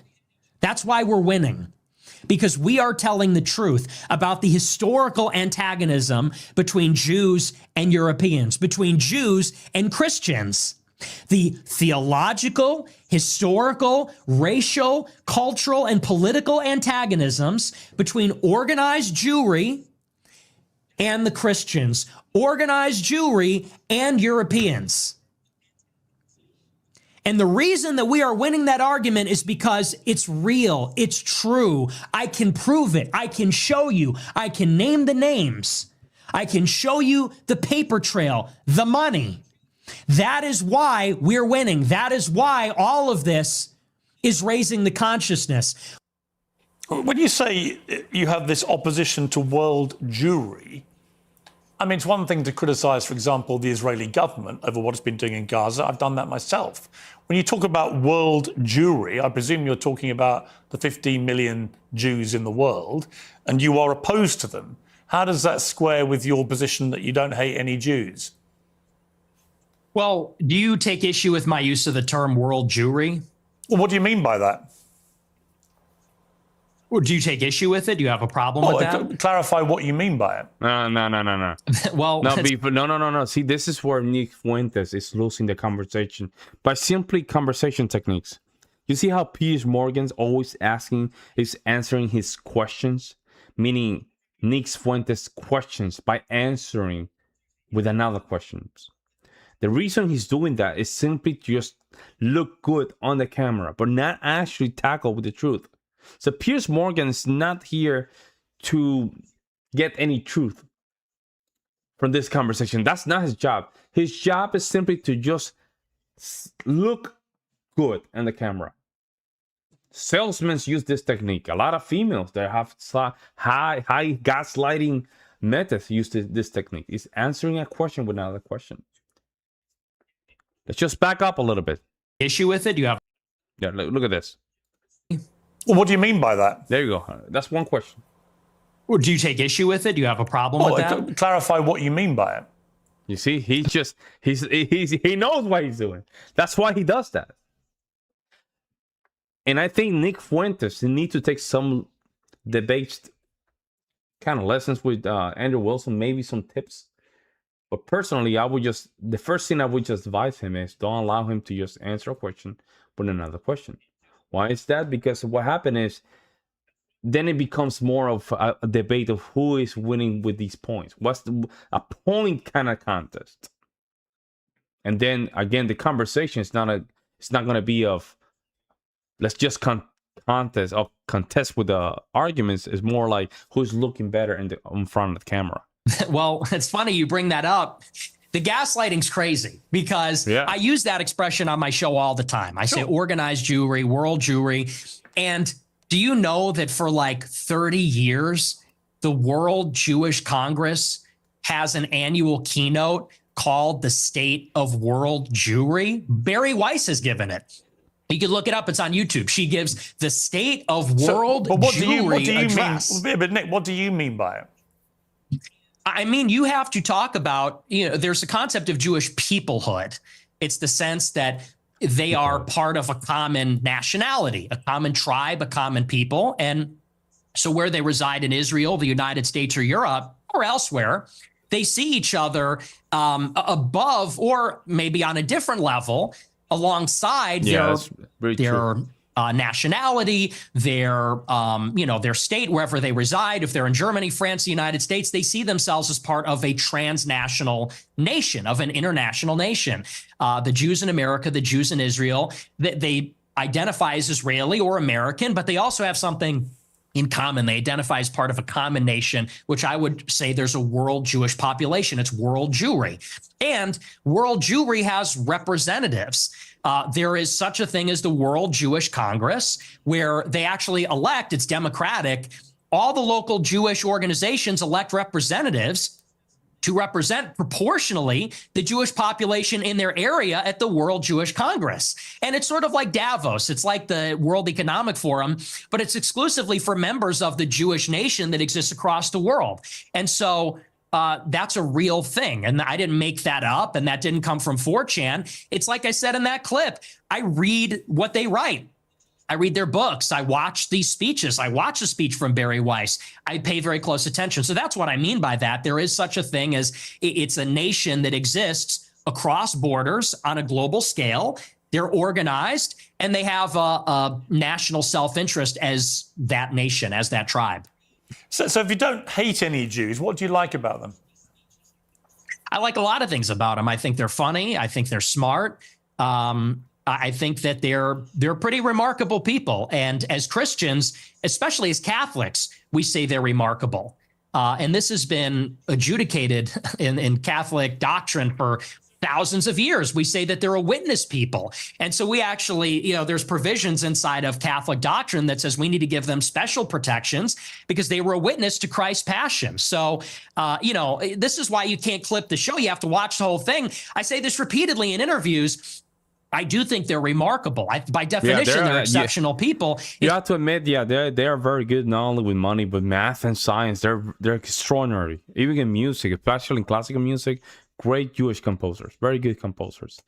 They're a very strong community. You have to admit the goodness of these individuals. You can disagree with some of their approach in some of these institutions, and in music industry and in entertainment industry, where they control some of these medias and they do certain things that you might disagree with. But in other areas, they're extremely well versed. And you have to be honest about those things. I agree with him. It's just that there is a sort of natural opposition between them and Christians because of the theology. Yep. We believe that Christ is the Messiah. They don't. Yep. They have been a minority in Christian lands for thousands of years, and they have been pushed around and expelled, and they've been persecuted and segregated. And that's why there's a lot of paranoia. There's a lot of distrust. There's maybe some sense of chauvinism among Jewish people. So there is, like I said in that clip, there is an historical antagonism between these two peoples, between Christendom and Jewry, and that has always been the case in Europe. But I don't hate them, and I think I actually sort of understand them in a weird way.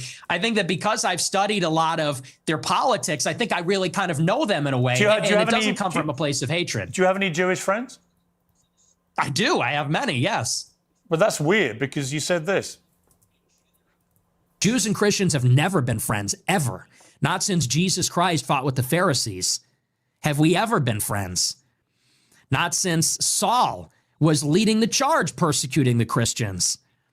Not since the Roman Empire, not since the Middle Ages. Never. We've never been friends. We've never been allies. We've always been set against each other, actually. And even here in the United States, it was communist Jews who were the architects of both communism and the civil rights laws that are dispossessing white Christians of their land and civilization. The Jews and Christians have never been friends ever, except for you and your Jewish friends.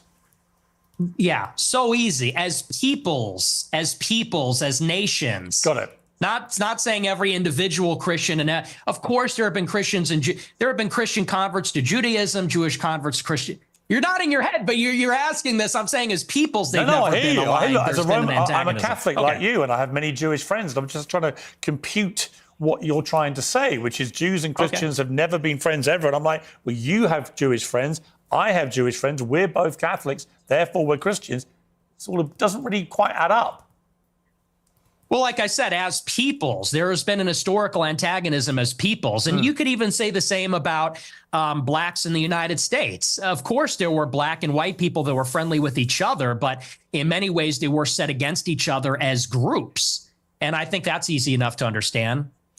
The reason that many people think you're anti-Semitic is that you have regularly downplayed the Holocaust, and in particular, the number of Jewish people who were murdered by the Nazis. It's been said that you believe no more than several 100,000 have been killed. And I want to play you this clip.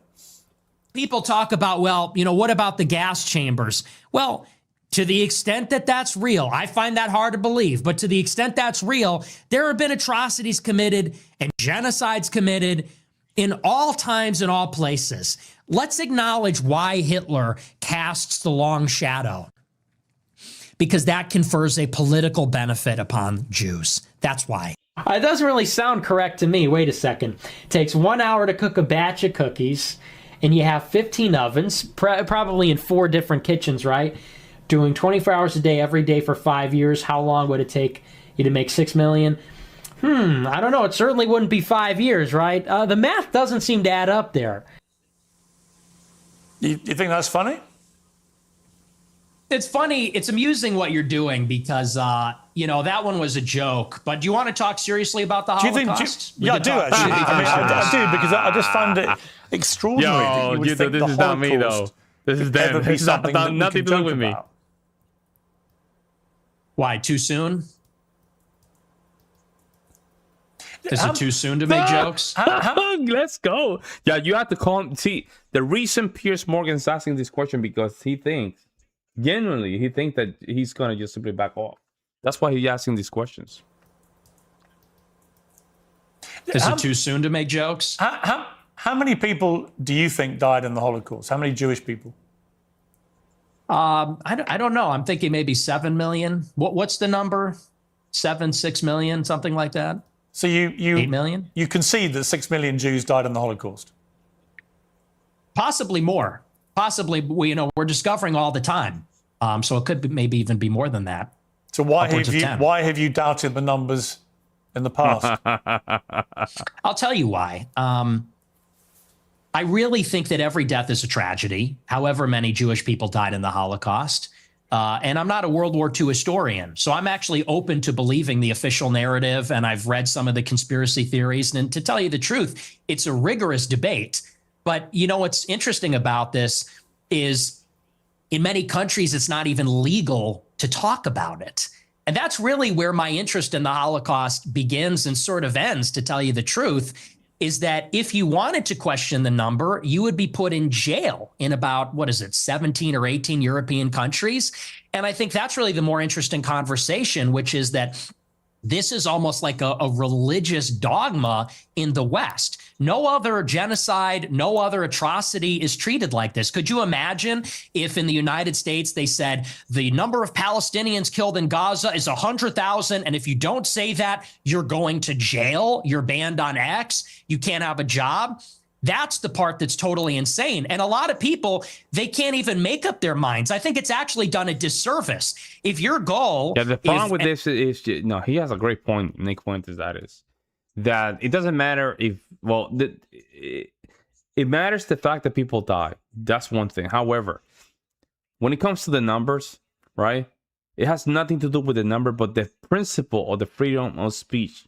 People can say if 5 million people got deleted, or 200,000 got deleted, or 10 million got deleted, or only 100 that got deleted. It doesn't matter. But the concept of freedom of speech should not be only excluded or not applied to certain demographics. Let's just leave it there. And I'm not saying you as Piers Morgan, but if your goal, if you're an advocate for awareness about this, if your goal is to convince everybody that this is the way the Holocaust happened, I think the last thing you'd want to do is say that everyone that disagrees is in jail and is banned and you're not allowed to say it. So there's really been no open debate about the subject since the scholarship started to be produced about 60 years ago. But there is no debate to be had about the number of people who were murdered.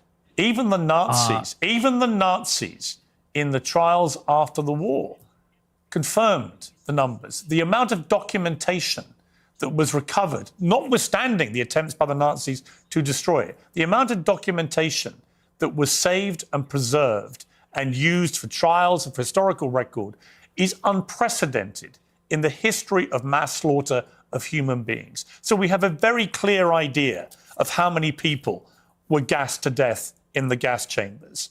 We have a very clear idea of how many were starved to death, were kept in ghettos, died of disease, of forced labour, of death marches. We know how many Jews were slaughtered. It's at least 6 million. What's interesting to me is that you appear to now concede that, which may be news to a lot of your regular viewers who have constantly heard you quibble with the number of Jews who died in the Holocaust. And for the record, just to confirm what I think you told me, you do now accept that at least 6 million Jews were killed in the Holocaust. He's not saying that. Well, no, I said it could be. It could even be higher than that. Well, it could be higher. That is true. I think it's at least. But you accept at least. It is at least. Oh, it's at least 6 million. But it could be 100 well, times more than that. Okay, the people are going to be. But let me respond to the rest of your question. Sure. What you're saying, I understand where you're coming from when you say it has been documented and there are confessions and so on. Let that speak for itself. But you don't see, your show is called Piers Morgan Uncensored. Yep. But the United Kingdom is censored and Europe is censored. And if you talk about these things, you will be put in jail in many countries. And I think that's where a lot of people start to say, well, if the truth is so clear and if there's such overwhelming evidence, why do you need to throw people in jail for disagreeing? And you yourself said, well, there is no debate. I think everything is debatable. I think everything at least should be debated. And if the evidence is very one-sided, let the evidence speak. Don't throw people in jail. So do you think that Holocaust denial laws should be overturned? I don't particularly agree with Holocaust denial laws. I don't think people should be imprisoned. Okay. Well, because I have a blanket view now, which has evolved slightly actually over the years, that I have a blanket view that speech should not be criminalized, right? People should be allowed to say what they want to say, and they should be then made accountable for what they say. If you have an employer, they can make a view about whether you are the right kind of person they want for their employment, as they would make a decision about anything else you do in life. So I actually believe that speech should never be criminalized, is my personal view. I understand why in places like Germany, they have strong laws about it because they want to move on from what they believe was the most shameful moment in their history. I understand that. Do I want that in my country? No.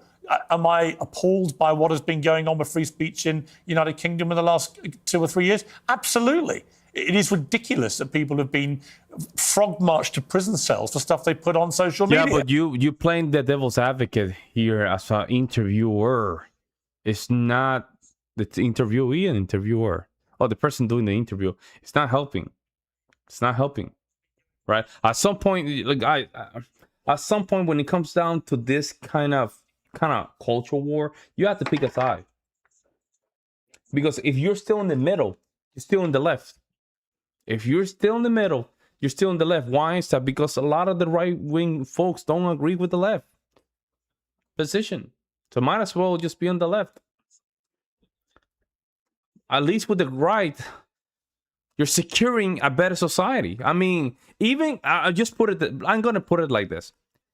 Even the lefties benefit from having right-wings politicians. You don't benefit by having left-wing politicians. You don't.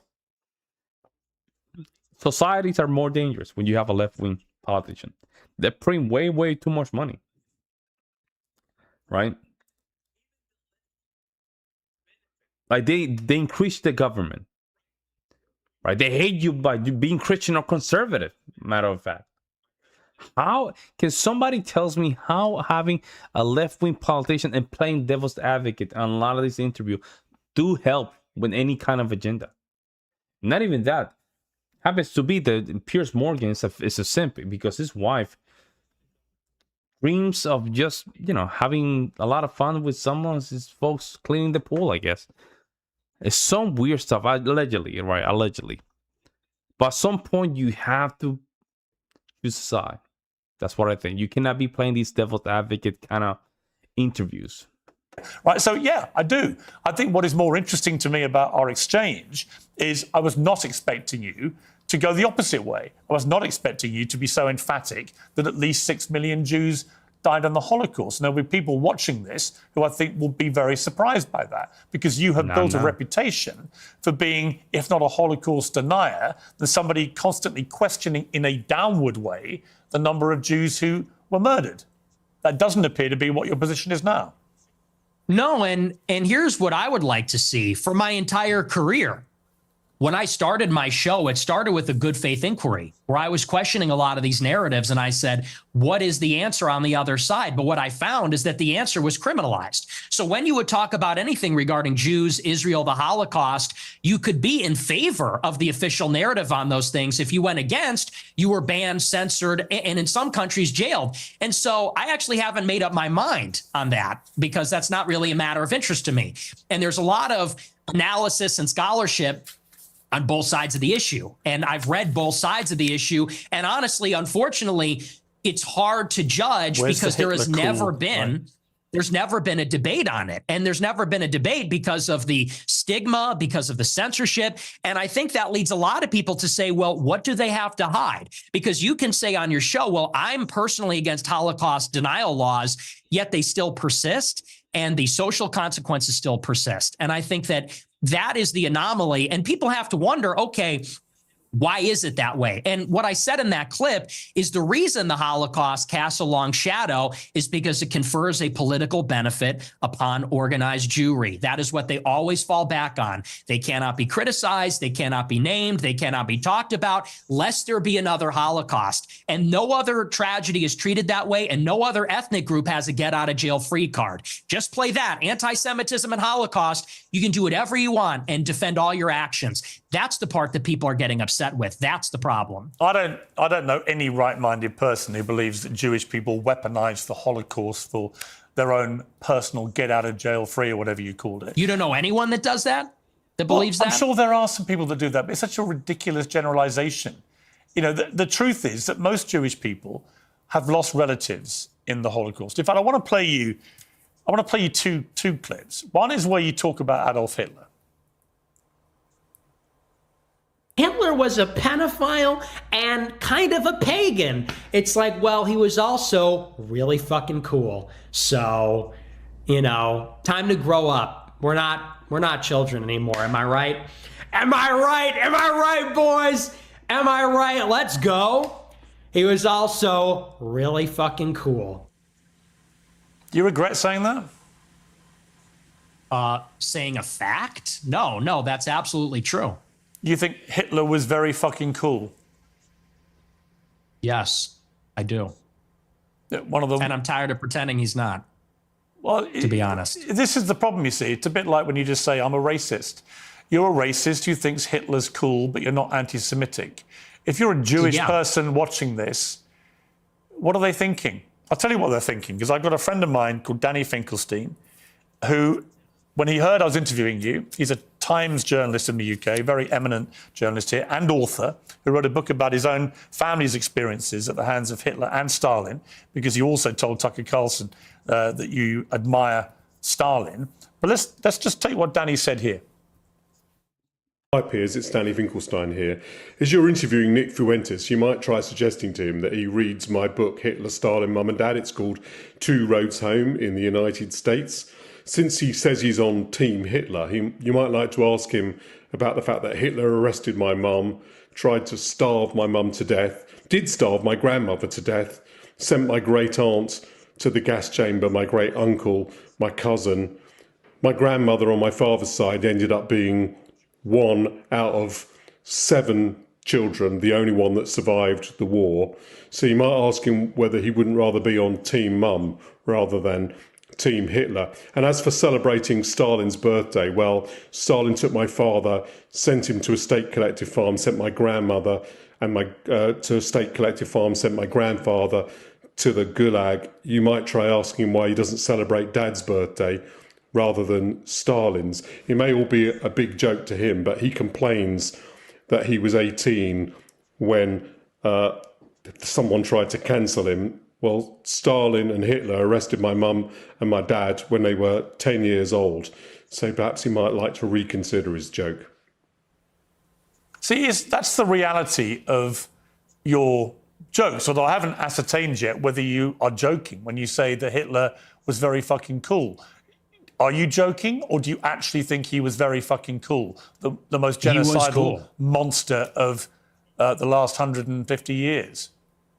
Yeah, the thing is, my generation, we're just done with the pearl clutching. You know, yeah, you might be, but then your generation hasn't gone through what Danny Finkelstein's family went through. So maybe the pearl clutching has a way to go for families whose family members were murdered. Yeah, we got all that. Me mom, like I don't even know who this person is. Why is this person talking to me? This old British guy is saying me mom got killed by Hitler. Because he doesn't find it funny when you say Hitler's very fucking cool. I don't care. He finds I don't care. I know you don't care. That's fine. You don't have to care.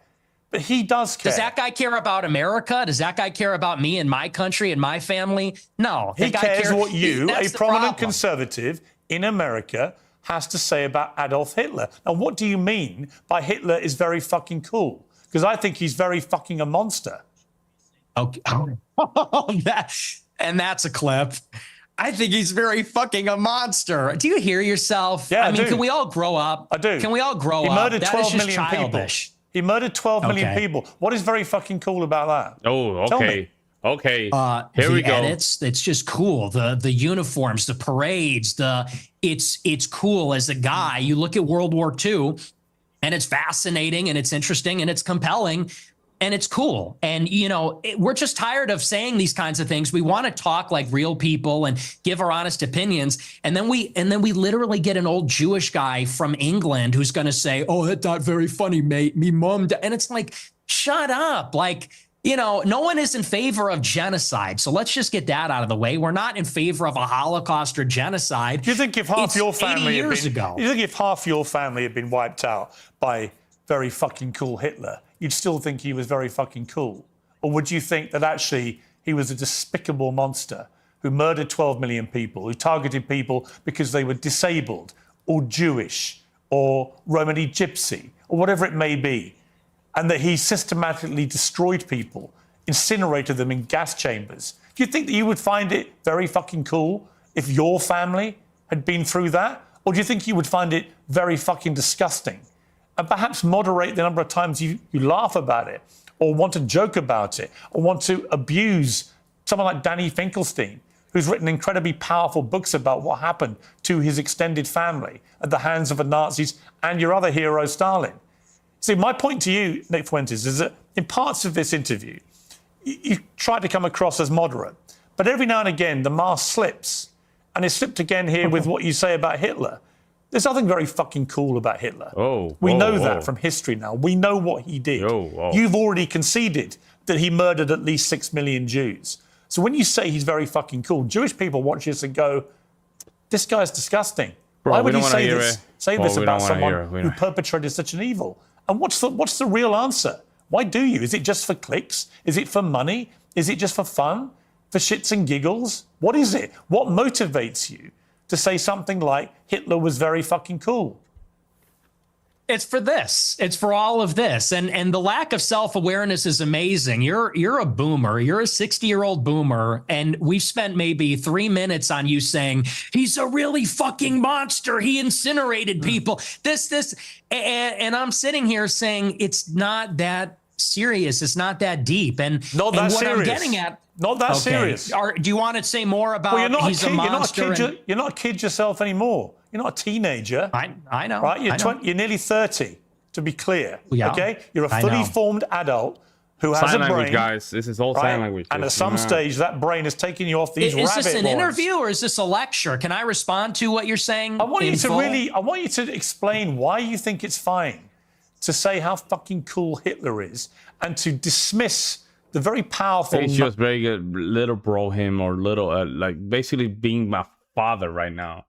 This is what he wanted to do from the beginning, guys. 90 seconds from a British journalist who lost a lot of family members to the Nazis in such a callous, dismissive manner. I don't think it's powerful. I think we've been hearing that our entire lives. Okay, the Schindler's List. Let's just be honest. The propaganda is over the top. We have been brought in America. What about the Schindler's List? Tell me about the Schindler's List. Well, tell me about the Schindler's List. I'll tell you about it. We have been browbeaten as a people, as Americans, as Westerners, for our entire lives. And do you know what this has done? It has taken away any sense of pride, any sense of love for our own civilization. We have been made the villain in our own story. We have been made because, well, let's just be clear. It doesn't begin and end with Hitler is a monster.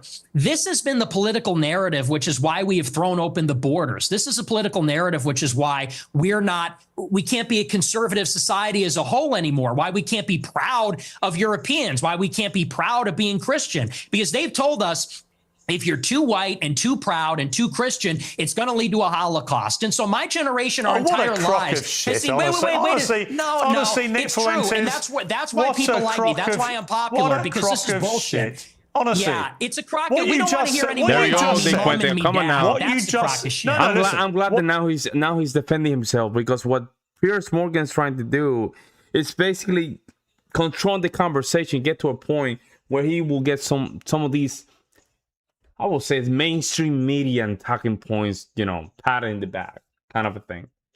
He failed to contend with the arguments. He failed to really push back in Nick Fuentes regarding his popularity. He wanted to simply use sign language to get good clicks and view. Now Nick Fuentes, he just had it. Piers Morgan had a great opportunity here to just take some of Nick Fuentes' argument and really show him how bad they were.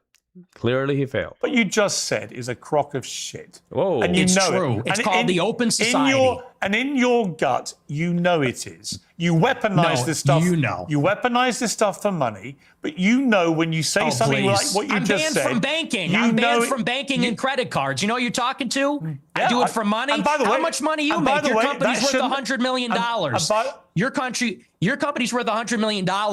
I was banned from Bank of America. And you shouldn't I'm banned from processing credit cards. And you shouldn't have been. But I am. So don't tell me I'm doing it for money. Well, ask me my opinion about that. I'll tell you shouldn't have been. Right? I don't agree with that. What happened to you? Then don't say I'm doing it for money, because you know that full well, and you say it's a grift. How much money if I wanted to be a grifter, I'd be like you. How much money are you making? There you go.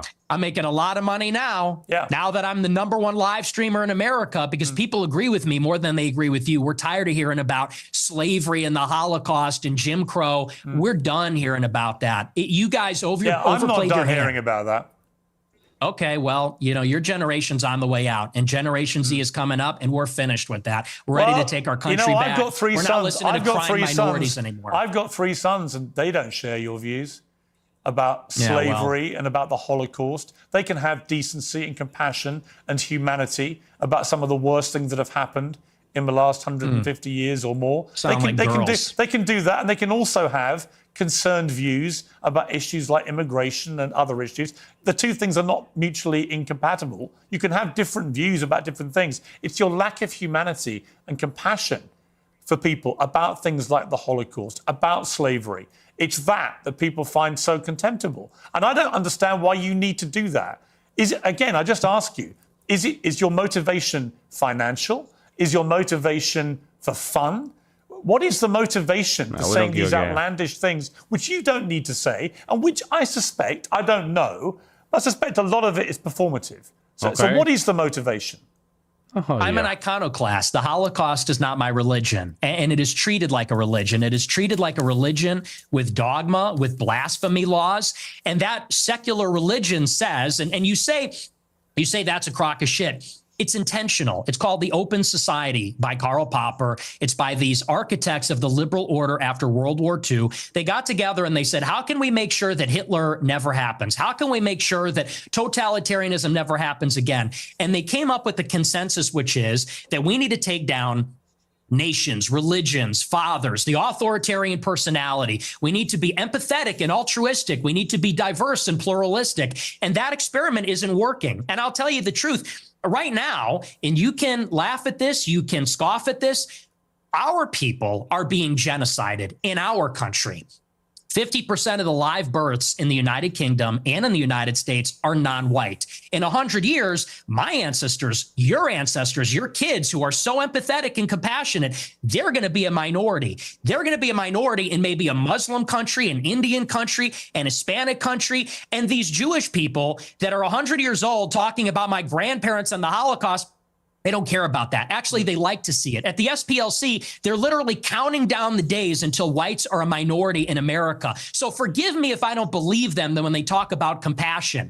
There's a genocide going on right now. It's not against the Jews. How many Christians are there? In Gaza, it's against How many whites. Christians are there in the world? Yeah, this is where he loses me. The Gaza stuff, this is where he loses me, man. This is where he really loses me, Nick Fuentes. That's not a hill to die on. That's not a hill. Listen, you don't have to be in favor of the jewelries, right? But you don't have to be. There's something about American politics that you have to switch. When it comes down to things that really are not important to Americans, you have to switch aside somehow. Yeah, I mean, cultural war that are happening in the United States, choose a side. But with Gaza and all that stuff, you don't have to choose a side. I don't even choose a side between Ukraine and Russia. Why I have to choose a side between Israel and Gaza? It's not of my own concern. I don't want my country to be involved, and I don't want to do any. I don't want nothing to do with it. It's some weird, billion, man. Yeah, 2 billion. How many Jews are there? 15 million. Okay. So with a straight face, you're going to tell me the world is being overrun by the Jewry, by 15 million people, when there are over 1 billion Christians. There is a genocide of Christians like poor old Nick Fuentes going on at the hands of these 15 million Jews. Oh my really? God. See, this attitude is why you're losing. When you say who am I losing to? White people, who am I losing to? White people. Who am I losing to? You're seeing it. Mass migration. Oh, you're losing to me. We are losing as a civilization of mass migration. And here's the difference. In Israel, they have my politics. In Israel, they want to maintain a Jewish majority. If they had it their way, it would only be Jewish people. They're fighting like hell so that Jewish people can have as much territory, a Jewish state. They can be proudly Jewish in their own land. Whereas in America, we are being besieged by 10 million illegal immigrants in 4 years. And then whites and Christians are going to be the minority. And that's true in Canada, Australia, all the countries in Europe. So you could say there's 2 billion people, but what's the proportionality? What is the percentage of people being born that are white? Where's the arrow pointing? Where are we going to be in 50 years? In 50 years, there might be in Israel. In 50 years, there isn't going to be a white Christendom. You don't believe people should get married, right? I think people should get married. I'm a Christian. But you're basically anti-marriage, really. You've talked about this. You've talked about. Are we done talking about white genocide? Well, no, I'm coming to the same part because you seem very resistant to the the marriage. You've never got married. You've talked very scathingly about. That's a straw man, man. That's a straw man, bro. That's a straw man, bro. Wow. Because you're not married, therefore you hate marriage. You're telling people to be married. Damn, bro. Look. That's true. Guys get to a certain age and they're like, you know what? Women suck. Like they're talking too much. They're not hot anymore. Like you're fat, you're chubby, you're not as hot as you think you are. You fucking talk too much. You're a bitch. So we'll obviously get to the brazen misogyny part of that a little later. But I'm just curious. On the one hand, there's this terrible genocide going on of white people. On the other hand, you want people effectively to stop going near women because they all turn out to be so ghastly, so they shouldn't presumably procreate. So how does that work? I mean, aren't you, with your rhetoric, actively encouraging men not to associate with these ghastly women, therefore not have any more children? Therefore, you are contributing, Nick Fuentes, to the diminishing white population. I'm confused. I tell my followers to get married all the time. I tell them that it's best for everybody to get married. And I think that's the only way that you can have sex. I think that's the only licit way as a Catholic, as you know, to have sex is within marriage. Why don't you get married? I'll get married later. It's been difficult for me because people are shooting at me at my house. I don't know that I don't want to have kids and a wife. He's still a huge target. I don't think it's a good idea for him to get married until he find a place where he can live in the middle of nowhere and, have protection, maybe a bunker or something. I don't know, but currently it's not a good idea for him to get married. My wife would be screaming about that. Me, I have to be able to take risks and be able to say these things. It's difficult to bring a family into a life that's like that. But for my followers, I tell them to get married. But what's happening with women? You literally just told your followers, hang on, in that clip, you literally told followers, women, they get old, they get fat, they get ugly, they get very annoying. So where's the incentive to get married to women? There isn't one. You're actively telling them the opposite. You're extrapolating a lot. We can complain. Just quoting you back yourself again. No, but you're extrapolating and saying, well, you say women are annoying, so therefore, what's the incentive? We have to do it in spite of the fact that they are annoying. We have to do it in spite of the fact that they talk too much. We can get them to lose weight. We can put them on peptides. We can get them to the promised land, but it's going to be Do you think this view of women may be why none of them want to go near you? Oh, you should see my DMs. It is quite the opposite. They're called the Groy bets, and I'm actually batting them away.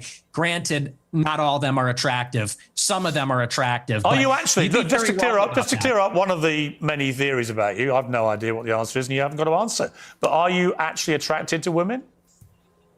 I am attracted to women. You're not gay? No. But I will say that women are very difficult to be around. Okay. So there's that. And do you think they should have the right to vote? No. I do not. No, absolutely not. No. They should stay at home? This damn beta. Yeah, absolutely. See, basically, you're just a misogynist.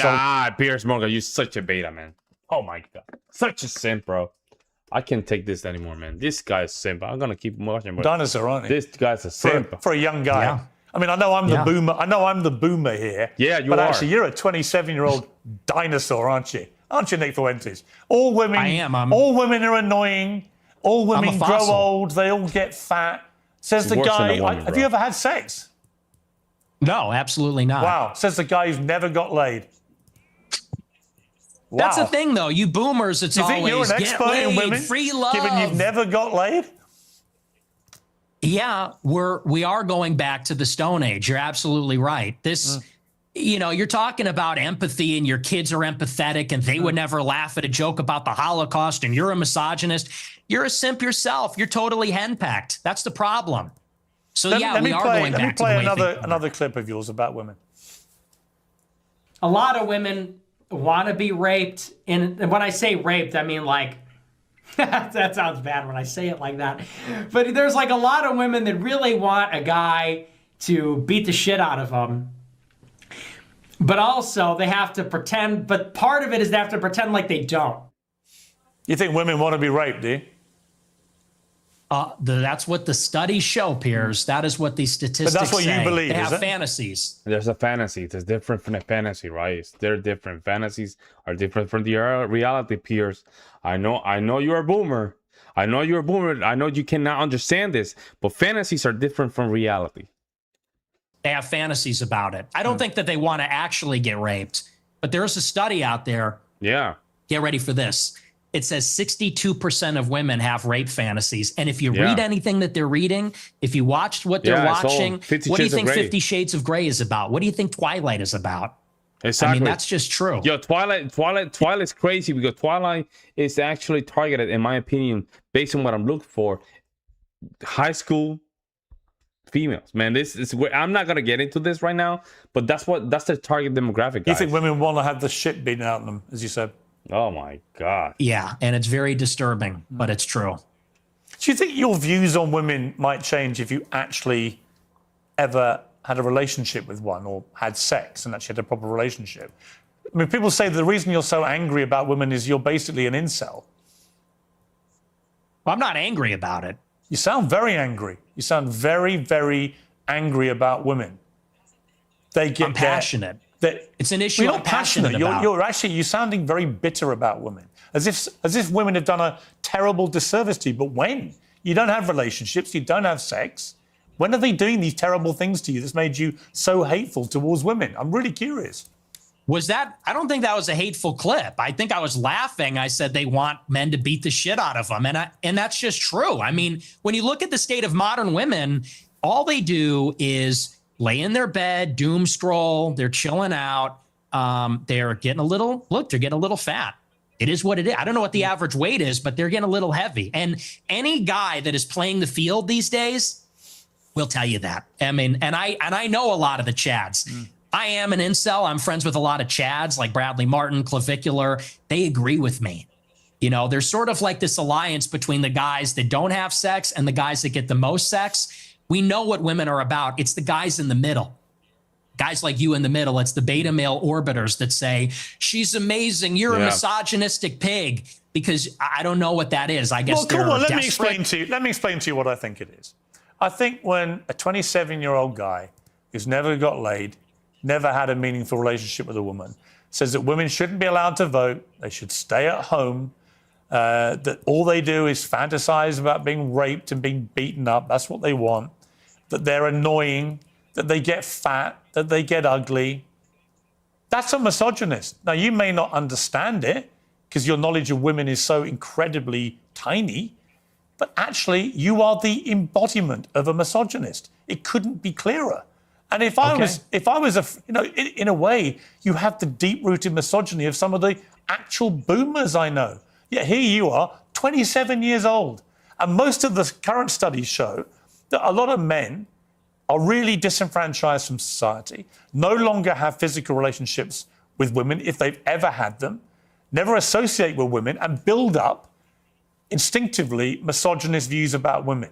And I fear you're in that position. You're just a bit of a lonely guy who wants to get laid and can't for whatever reason. And it's made you bitter about women. And I don't know where that's come from, but it's fascinating. No. See, here's the thing. First of all, you're very caught up in the labels. It's always, you're a racist, you're a misogynist. You said you were a racist. These words mean nothing to me. Oh, hang you on. gave Whoa, yourself, can I respond? You gave yourself the label. What is this? You said, I am a racist. I didn't give you the label. Okay. You said, Nick Fuentes, I am a racist. Calm down. Calm down. Did you or didn't you? It's okay. Did you? Yeah. Okay. But so here's I didn't give you the label. You did. Damn, this dude. Why are you yelling at me? Because you're trying to infer screaming at something that didn't happen. You said, I gave you the label of being a racist. No, you did. You said, I'm a racist. You gave yourself the label. You're going to have to tone it down a little, all right? You're going to have to bring it down a notch and relax. This is just an interview, okay? Please calm down. All I said is you're hung up. I didn't say you gave me that. Maybe I did. You did. But here's what I mean. What I mean is you're just hung up on proving you're a misogynist. Okay, you're a racist. Okay, you denied the Holocaust. And I'm not about the labels, man. You didn't deny the Holocaust. Past that. As I said to you, look, Nick, I just wanted to go over the stuff that Piers you Morgan, know everyone uses again, out there. Piers Morgan's still stuck in 2010. God damn. Shoot. Oh, I hit myself right in my leg. Oh, that did not feel good. Damn. That did not feel good. Oh, God.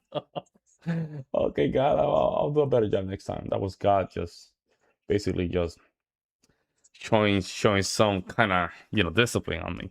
Oh, man, that really hurt my knee. Oh, my God. Yeah, so Piers Morgan still stuck in 2010 Ben Shapiro interview. Man, style. This is not. See, I got you. You're racist. See, I'm just saying that. Man, it's just a waste of time on this on this. I mean, again, and I always go back to that. Piers Morgan had a great opportunity to really tackle Nick Fuentes. He's the one looking like a fool right now. He's looking a fool. A fool. You could have tackled a lot of things, which I'm not going to mention here because I don't want to give any ammunition. But I do have I do like some of Nick Fuentes' ideas. But the fact is that you're not acknowledging why this movement is even happening. This is not only Nick Fuentes. This has been going on since, the 2012, 2016 really started taking some steam, and by 2020 people were already fed up, and by 2024 we're ready for it, kind of a thing. You're still stuck in the old wave. You're still stuck in a place where you don't think these problems are really happening. You don't think demographic is changing. You don't think minorities for certain countries can assimilate. You're not admitting that that's even an issue. You're just glassing over. You just want to be in a position where you don't want to admit that these problems are happening because you're afraid of have a label on your head. We cannot afford to just live like that, Piers. We have to fix these problems. We have to confront them.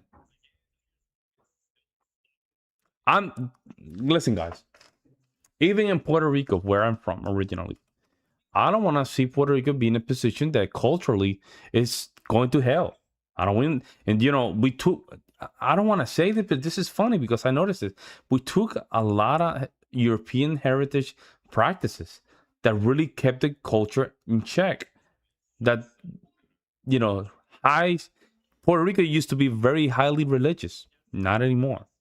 We took music, classical music, right? Music notation, a lot of these great things that just stimulate the mind out of the schools. Sports is bad. I don't know. It's becoming very hard to even put your kid to play baseball in Puerto Rico. Reading, very highly pushed by Europeans out of the school. It just get to a point that we have to just admit that a lot of these places where they were built by Europeans, culturally and traditionally, in the long run, it's gonna have a negative effect. And you, Piers, because you live in London, right on top of whatever, you think this problem is not gonna attack you. You will see, because at this point you're calling the devil, and there's nothing worse than the devil knocking your door because you call him. Nothing worse than that. You and get you to respond, and we are getting, I think, a long way in this interview. Okay. Right? You didn't deny the Holocaust. You accepted there's been a Holocaust of at least 6 million Jews. I'm a maximalist. I'm a Holocaust. That is significant. I think it's more. You did admit you're a racist, and you have spelled out a thought process about women, which is the purest definition of misogyny that I've ever seen. And you've said you're not gay. So we're getting somewhere. Yeah. Well, look, and I own the labels, okay? But I just don't care that much about them. That's fine. I feel like the whole... I'm not saying this is like a weird... I'm not saying you have to care. Nick, you don't have to care about any of it. I promise you. Right? That's not why I got you on the show.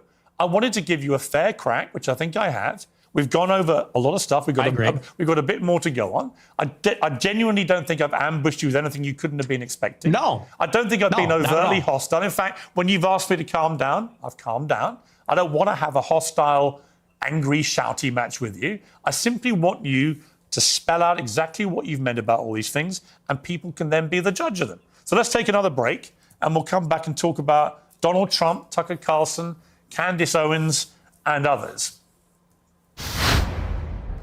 Christmas is peak time for online shopping sprees, but that also means it's peak time for hackers and data brokers who steal your information online. The solution is very simple. Use Express. No, we don't just want to hear, in denial. And they're like, okay, everybody, let's all go on Twitter and let's tell Trump, don't screw over your voters. Okay. hey, Trump, don't hire John Ratcliffe in the CIA. Like, what are we doing? We lost. It's over. The time to make demands was during the election when he needed the votes. He's a lame duck president. He doesn't need anything from us. He's not even on Twitter. He's on Truth Social. So what are you talking about? We're going to all rally and tell him, don't hire yet another neocon? Now, over the weekend, you posted this on X. You said performative cruelty is the perfect phrase to characterize the Trump admin and the mood of the MAGA movement. In order to compensate for his compromises and failures, Trump has to fall back on mean-spiritedness to appeal to the basest instincts of its followers. It's really sad. I mean, do you think you're the best person, Nick Fuentes, to lecture people about performative cruelty? Why? Are you accusing me of being cruel? Is that what that is? Yeah. How am I cruel? You're cruel about black people. You're cruel about women. I mean, you're cruel about a lot of people, and you're very performative. Okay. I don't think I'm performative. If anything, everyone else is performative. I'm authentic. You know, whatever you want to say about me, it's real. It's from the gut. But yes, I do think it's performative. And what I mean by that is, you know, when they're doing the deportations, they know the deportations are not where the base wants them to be. They deported, the figures are disputed, but from my data, it's 300,000 in the year, which is not a massive deportation. They know the base is unhappy with that. So what do? The deportations that they are carrying out, they do a big spectacle and they arrest everybody and they film it and they put a hype at it. And there's a meanness in there. They played that song, I think from Sabrina Carpenter or something, and they make it a joke. They make it glib. And they do that because they're not delivering on the promise. So they compensate by doing it meaner, edgier, more mean-spirited, so that the base will overlook the fact that it's not happening. And I think that's by definition performative cruelty. You can call me a hypocrite, but it's definitely true about what they're doing in the administration. You went to see Trump at Mar-a-Lago with Ye for dinner. What was that like? It was very interesting. They're my two heroes. Ye is my hero. Trump is my hero. Even though he's very disappointing, I still a personal hero of mine. And he's a remarkable person. It was a great conversation. We got along pretty well. He liked me. I liked him. It was a love fest. I mean, he got attacked afterwards for supping with the white supremacist devil. I mean, do you accept... This dude, bro, man, I don't know. This was such a disappointment from Piers Morgan. This was so bad. I don't know, man. I'm gonna stop here because this is just a waste of time. This is not what I was hoping it was, but it was a complete waste of time. I mean, what can I say? What can I say? Again, listen, guys. Listen. Like I said before, it is important to understand the other side of the equation's argument, because I do believe understanding these positions do make your positions much stronger, because you can sharp those areas that are kind of, you know, not well taken care of. And I understand that there was even great opportunities here from Nick Fuentes. And those small back and forths right at the beginning, it actually reminded me of Andrew Tate's first interview with Piers Morgan. Do you guys remember that? He was kind of shy, not strong. He didn't feel himself grounded. He was kind of, you know, a little puppy face. Now in that second interview, he came along, he was slashing dragons left and right. That's the attitude that you need to have when you go to this kind of shows. Now, going to the next point. Nick Fuentes needed to put the boundaries right at the beginning. That first moment when Piers Morgan didn't allow Nick Fuentes to finish his answer, he needed to just step a little better and said something along these lines. Let me finish my point, and then you come, and then I can answer the next question. Let me finish my point. Let me finish my point. Oh, okay, if we're gonna do this, I don't need to be here. You're not paying me. You just call him out. You're not paying me to be here. I don't need to be here. I'm making you a favor to be here. I'm doing a favor for you to be here. Otherwise, we can just call it a day. Simple as that. Do we agree on this? Boom, and then move forward. The reason is because Piers Morgan is simply a mainstream media type of guy. Even though he has this YouTube channel, is making more money, whatever, he still has this style of mainstream media interviews. With that being said, what do I think about Nick Fuentes and some of his positions? I do believe some of his positions are valid. Some of his other positions, like the Gaza stuff, is just stupid. I'm gonna be honest. Again, it's the same comparison between Ukraine and Russia. You don't have to choose a side, guys, when it comes down to that, because it's not Americans' interest. We're not talking about the things that matter the most. Listen, the jewelry stuff, for me, it's not. It could be talked about. However, I don't think it's the main concern here. Nick Fuentes needs to talk about immigration. If it is one of his main concern, he should be focusing on that. But when he start talking about things that really don't matter, I don't know, man. I really just kind of just ignore him. Demographics is a strong message from him. Demographics, culture is a strong message from him. He really wins on those points because it is closer to us. Whatever is going on in Israel and Gaza, leftists do this. Leftists just focus on things that really don't matter because they don't want to fix anything. So the right needs to be smarter on this and focus on things that really matter. Why?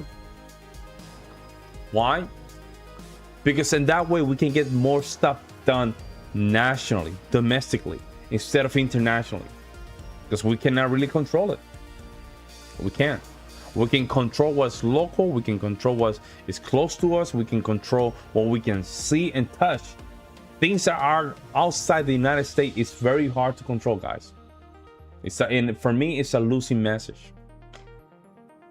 That's my opinion on this, guys. Let me know what you guys think, guys. I'm really appreciate it. We're going back to live shows and stuff like that. Hopefully you guys can like the video and share the video. Meantime, guys, I'll see you in the next one.